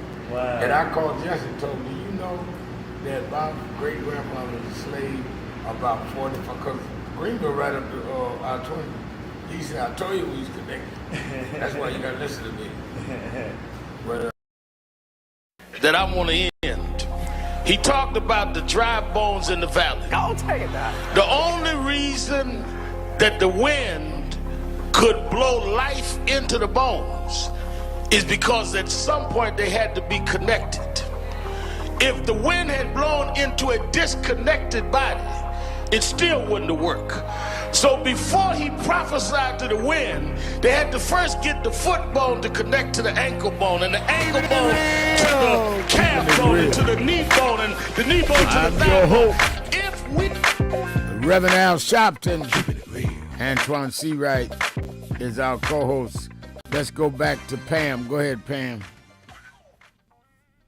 Thank you, Reverend Sharpton. I'm here, and thank you for holding me over. So now, Antoine, I want to pull on your expertise really quickly. I know time, there are other callers. The Democratic Party strategy. Now, we just had the young man in Texas who won a Republican seat. Is that correct? Because I think he was correct. Right. Okay, he was just, okay. So I'm asking about the strategy because, one, I think it should be that they're going to repeal this big, nasty bill. Now, what do you think about that? I'm asking your opinion. That they should talk about repealing it. Next, why not show physically through some charts or whatever about the amount of money that is being grifted from taxpayers, but also wasted just in agencies, but also through these frivolous lawsuits that he continues to file, so the grift. So why not every day talk about the tax dollars that are being wasted and also the increase to the national debt? Now, and the reason I'm stating this is because the Republicans always want to talk about finance and financial accountability, and clearly this administration has run amok. So those are some of the things I'm asking you. And then lastly, Antoine, with your expertise, I would ask you to, in the Democratic Party, Reverend Sharpton, to at least talk to and meet with Mr. Greg Palast, because his information says that almost 4 million people were purged and prevented from voting in 2024 in the presidential election. Now, I know many more did not vote, Antoine, and I'm aware of that, and I'm trying to look at those numbers. But I wish the Democratic Party, Reverend Sharpton, would at least sit and talk with him to look over those numbers and those strategies. Because what my concern is, Antoine, is that the more we have in a large voter turnout, the more this rogue Republican Party will then increase the number of people that they purge and that they stop at the polls, try to suppress the vote at the polls. So I'm just asking about those three things as strategies. And what else do you see? Because I know affordability is on the table. And I like that message because that is important. But at some point, we have to talk about the morality of what's happening. And so just kind of give me your thoughts on that, Antoine. I appreciate your expertise. And Reverend Sharpton, let me say, you all kill it on Politics Nation. Oh, thank you. So I appreciate that. Thank you. So I'll hang up and listen, Antoine, and thank you both. Well, I'll try to be quick because I know we have callers. The message is affordability. While Epstein is important, while ICE is important, simply the message is affordability. And you see, you kind of see the messaging from Leader Jeffries kind of recalibrate back to that. For an example, there's $70 billion in the big ugly bill, $70 billion plus in the big ugly bill for ICE funding at DHS, where 1 year to increase those subsidies for the ACA cost the country $59 billion. So, and you heard the lines from the leader on MSNBC and on CNN. So instead of giving citizens money to provide health care, Republicans have given them money to brutalize and execute people on camera. And so that is the message on affordability. Yes, you're right as it relates to Texas. We won a special election in Texas. A Senate seat in Texas is about equivalent to 2 or 3 congressional districts. So that's a big territory and deep Republican territory. But it also adds another page to the catalog of special elections Democrats have won in Republican territory. You mentioned Texas. There's been 2 or 3 in Iowa. Of course, we won that state Supreme Court seat up in Wisconsin and some other state legislative seats that Donald Trump had won by 10 plus points in that area. So we are making a clawback, but the common denominator, Pam and Reverend Al, is that every candidate has focused on affordability and the fact that America is too expensive and the Republicans are the cause and won't do nothing about it. Let me go to our message board. James Thomas writes, I tell younger generation that voting doesn't solve everything, but not voting is doing an injustice to themselves and others, and it's time to wake up, stand up, or sit down and shut up. I like that. I agree with that. No, it doesn't solve everything, but what it solves, we need that. The other side is not giving you anything. Tanya Stovall is saying, with all that is going on with the country, I still hear black men still say they will not vote. It's truly mind-boggling to me. Well, there were some blacks that took a while to sit in front of the bus after the laws was changed. Sometimes you got to bring people kicking and screaming to their own deliverance. And I'm not saying the Democrats should deliver things. I'm saying we use the Democrats to deliver some things. Gwen Walton is saying, Reverend Sharpton, you're really giving a lot of information for every listener to inhale and act upon. Thank you. Well, thank you, Gwen. Let me go to Craig in Milwaukee, Wisconsin. Craig. Greetings, Reverend Sharpton and Brother C. Wright. Can you both hear me okay? Greetings, yes. I hear you. Good. Interesting show and interesting times. Only thing I really say about that is the scripture tells us a double-minded man is unstable in all his ways. And that scripture just clearly identifies the man that's running the country right now. And it explains the dysfunction that we are seeing.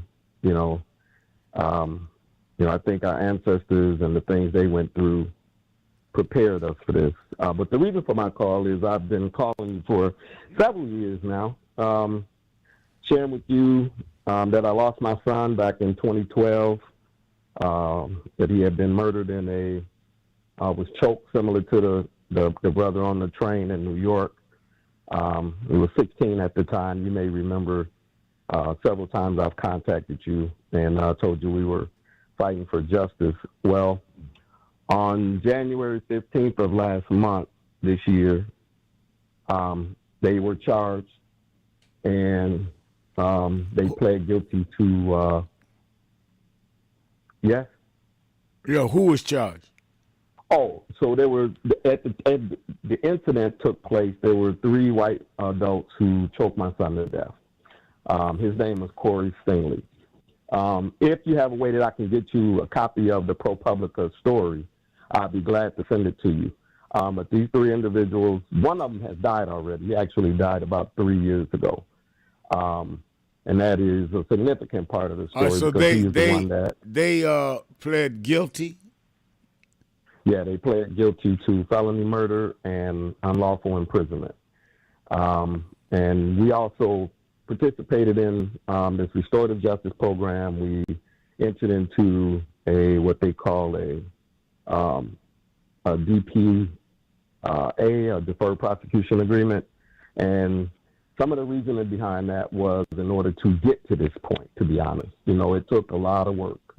And I've tried to keep you updated on what has been going on. But so what happens now? Are they sentenced? Are they going to be sentenced? What is the... No, the sentencing basically is what is existing now. There's a deferred prosecution agreement where they have to meet certain criteria that the judge and the court laid out, which is part of what we went through during this restorative justice. So, if they do all of those things, these 2 individuals, unless they break the law right now, they won't be going to prison, But that could change. I don't know. The judge could intervene and do something different. But as it stands right now, the agreement that we went into was, first and foremost, to get their guilty plea, which has some other aspects of this whole process that now are going to be pursued, particularly against the state. Because not only did these individuals take my son's life recklessly, needlessly, and now they've taken accountability for that, they pled to that, but the state violated our rights as well. Which means you could have a suit against the state if the state is in any way complicit or negligent. That sounds right to me. All right, thank you for your call and the update. Keep us updated. Let's take a break. Be right back. Keeping it real. Sharpton. See right. Be right back.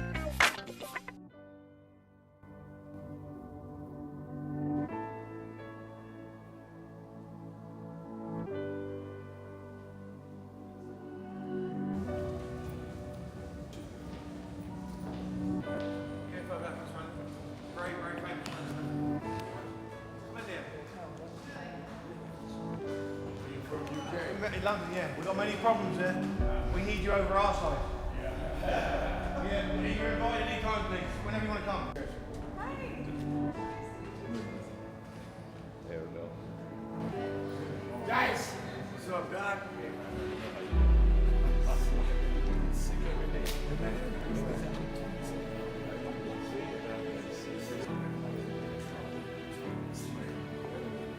So we are in not a political dilemma, we are in a moral dilemma.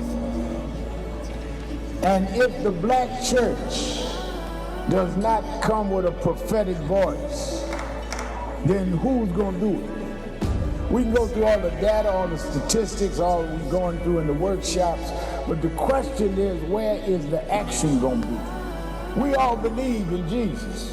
Jesus didn't teach theology, he healed people. And they learned the nature of the theology based on his healing. We've got to heal this nation. And if we heal this nation, the nation will return to our churches. But we've become silent and compromised. And we try to blame it on, I'm not in this. You are in this. You live it, your members live it. Unemployment now is higher now than it's been since the pandemic. Yet we survive. Yes, sir. There's no history in the world of any people that went through the kind of psychological, cultural, and physical slavery like blacks did in America. The only reason we're still here is because of our faith. We had no external strength. We had an internal strength. And it was the God that we were taught by our mamas and grandmamas that brought us through.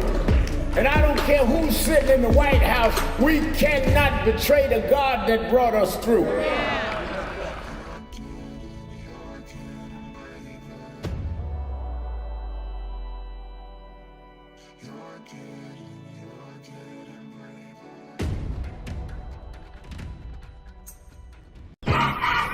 I want to talk to you. I want to talk to you. Just brave.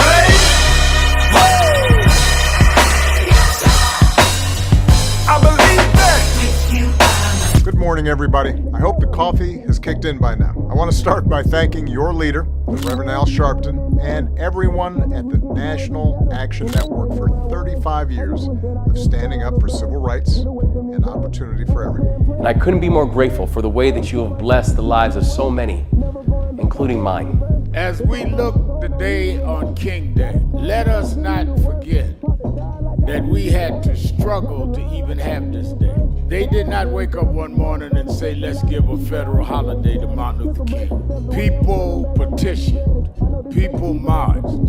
Let us remember now as we bring our children and grandchildren up the Potomac, that they can see the Washington Monument, the Lincoln Memorial, the Jefferson Memorial, and one memorial that never served as president, but changed this country more than any other American, Dr. Martin Luther King Jr. This was an amazing MLK breakfast. It is truly an honor, and more importantly, this is an important day for us. I feel incredibly lucky and honored to be in this room on this day, celebrating Dr. King's legacy of civil rights, especially in the moment that we're facing on a national level. It feels like warmth and home being in this room. So I'm encouraged by today. I'm encouraged that we're getting out, we're protesting, but more needs to be done. We need to lean in. And let's keep fighting because the job is not done here. And I just feel so honored to get this award.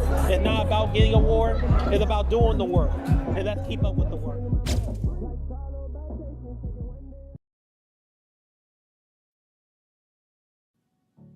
Hi, this is Reverend Al Sharpton for the month of February, Black History Month. The Saturday Action Rally will be at Mother AME Zion Church, 137th Street, between Lenox and 7th Avenues from 9 a.m. to 11 a.m. We're glad as we transition into our new headquarters. Our 4 Saturdays of Black History Month, we'll be doing those rallies at Mother AME Zion. Stand on historic ground, holy ground, where Frederick Douglass spoke, where Madam C.J. Walker was funeralized, where Sojourner Truth had a Underground Railroad come through. I'm so excited about being there as it prepares us to move on to our new headquarters. Let's go back and stand on the rock that our people stood on for decades.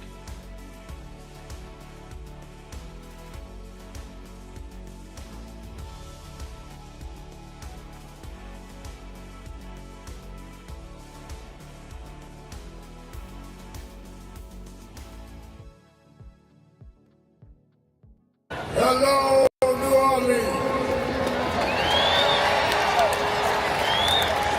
Let me tell you straight. They did not think we could come and be here tonight. They cut budgets and advertising, but one black man, Rich Newton, said, I don't care. My families come together every 4th of July weekend, and essence will happen, because that's who we are. Give a big hand to Rich New Dennis for bringing us back.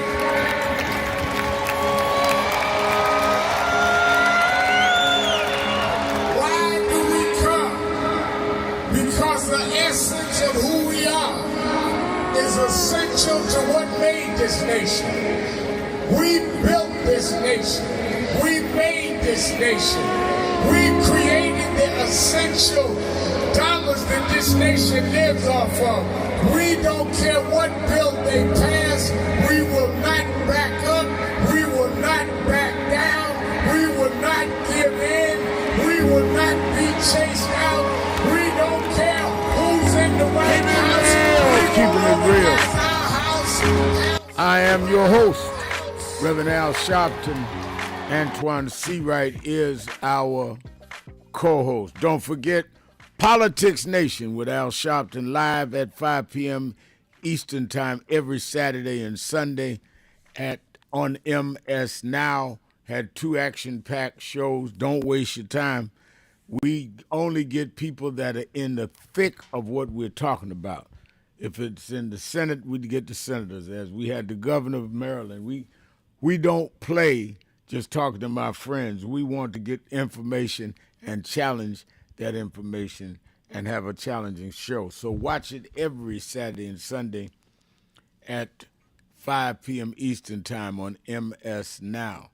You that are in the New York and vicinity, meet us, especially this month, at Black History Month, is the Saturday Action Rallies. We are now having the special rallies while we're in transition to our new House of Justice at the historic Mother AME Zion Church, 140 West 137th Street in Harlem. And it's between 7th and Lenox. And we started last Saturday. I was absolutely surprised to see a couple hundred people come out in that zero weather. And we had the rally in this historic church where Frederick Douglass and Paul Robeson and Sojourner Truth and others in the 100-some-odd year history of that church. We're doing it every Saturday there, 9 to 11. Join us. You that have not signed up for the convention, sign up now. We are 1 day less the 2-month period. And as it increases, I'm going to have to close it down so we have seats reserved for certain of our chapters and our college students. So go to 1-877-626-4651, 1-877-626-4651. Antoine, let's go to Cooper in New Jersey. Cooper. Reverend Al and Mr. Seawright, good afternoon. Good afternoon. Good afternoon, fellas. I'm sure we might have touched on this, but I got to bring it up, Rev, again, because I know you sometimes have Black MAGA on the message board or they listening, but the racially charged actions from this president continues, as you've seen what he did by excluding the nation's only Black governor, Westmore of Maryland. Like, what about inclusion and representation? Or not even that, it's just blatantly racism, Rev. And I'm like, what do our people need to, what more do they need to see? Well, I wish I could answer that because I am totally with you on that. And the only thing that, Cooper, that makes me keep going when you're dealing with such apathy with some of our people, and thank you for your call, is that most folk was never in the civil rights movement that talk. Most people was not in the Black revolutionary movement that talk. So I've lived long enough to know that everybody talking about back in the day, they weren't involved back in the day. Because some of them days I was a young kid watching, and I know who was there. It has always been the minority of us that paid the price that the majority of us took advantage of. I can't tell you how many companies we boycotted or stepped on, including the last couple of years, that as soon as we got the doors back open, blacks that talked against our movement were the first ones through the door with an application. That's just the price you pay for fighting. You ain't gonna have everybody with you. Your job is to do what's right. If you're waiting on everybody, that's not gonna happen. And I think you and I need to just have to bear that cross. And I think that you, Antoine, on the political side, can talk about we never had 95% of blacks voting. People talk about, we tried voting. We never had 80, 90% voting. So we have not tried that to the numbers that we could. We certainly have not had our maximum capacity reach or even close, Rev, nor our potential. As I said on one program over the weekend, I think we need an attitude adjustment about our net worth and our network as Black Americans, our history in terms of our power. We know we have power, and if we didn't have power, they would not be working so hard since 1964, 1965 to take our power away or to limit that power. And now they're trying to do everything they can to take us back to a country and a place where we didn't have some of the things we had in 64 and 65. That's right. And a lot of us just get into a lot of stupidity and silliness. I remember when you brought up about you did a program over the weekend, a young man stopped me maybe, I want to say a month ago, and said, Rev Al, I see your show on MS Now. He said, you ought to have me on some of the younger guys. I said, well, we have nothing but younger folk. What are you talking about?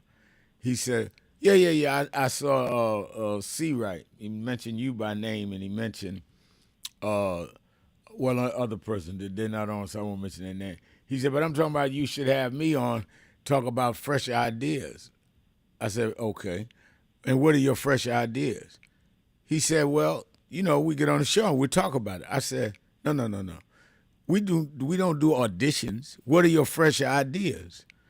He didn't have any. It was about he wanted to get on TV. And I think that a lot of us come with foolishness, all kind of answers as to why and what and all of that. Why don't you just say you want to get on TV, and I'll tell you, look, why don't you go do A, B, C, D, organize A, B, C, D, and we can talk about it after you organize it. But this is not amateur night at the Apollo. Things are too serious to be playing with. Let's go to Mustafa in Cincinnati, Ohio. You're keeping it real with Sharpton and C-Rack.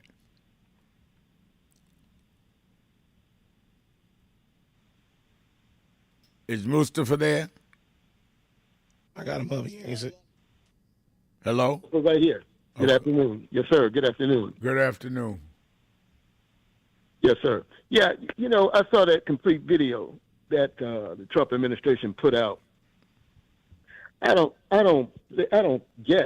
think Donald Trump sat back a couple hours and put this out himself. Nonetheless, the staff should have known the racial overtones it would bring. You know, I was trying to be empathetic and put myself in their shoes. And I asked some white coworkers what were their thoughts once they saw it. Younger whites oftentimes feel that, there's no racism. Like me, they haven't heard the crack of the whip, let alone the sting of the lash. You know, me growing up in segregated Chicago in the 60s and 70s, you know, I heard that crack of the whip. You know, so I know the racial overtones. But many young whites and oftentimes black people don't feel the offense of that. Let me have your thoughts. Well, my thoughts are that I totally disagree with the whites you're talking to. First of all, there is a history of calling blacks apes, period, end of story. So they intentionally did that. And you can't, if all you have to do, Mustafa, is if we had done the same video about the stereotypes negative on any other ethnic group in this country that was white, when Obama was in, they would have had him up for impeachment. That's all you got to do is say, fine. So if Obama had done this on a video and it fit into a depiction against Irish, Italian, Jews, whoever, facing their stereotypes, it would have been all right with you. And that would have been absolutely unthinkable. So why is it different rules for us? Secondly, if anybody thinks, I've dealt with the last 5 presidents, Bush, I did the education tour with Clinton, Bush Jr., I did the education tour, Clinton, Obama, Biden, and I've wrestled with Trump. 5. And I can tell you no White House puts anything on social media that has not been reviewed and screened. That ain't somebody just put something out and he didn't read it and all that. He don't have to. They have people that pass that, bring all the content to him, and it's approved. Let's not fool ourselves. He knew good and well what was going out, and to this day, he will not apologize or take responsibility for it. And you know, that's to keep in mind, it was up there for 12 hours. It wasn't like it was just up there for 5 minutes and he decided to take it down. Yeah. It was up there for 12 hours, and his press secretary doubled down on the content. Right. And in those 12 hours, in the first few hours, I was on Morning Joe that morning, we talked about it. Here's another 8 hours before he took it down. So his staff and him knew it was an issue. They wanted to leave it up there because that's what they are playing to. Just like Mustafa is the same man that said Barack Obama wasn't born here. He was born in Hawaii, and that he had the birth certificate from Kenya. You haven't seen that yet, have you? There wasn't no staffer saying that. That was him saying that. He has always played the race card. He's not one of us. They're not one of us, because that appeals to certain people, and he tries to go for that appeal. And fine. Just make sure that we're clear what we're dealing with.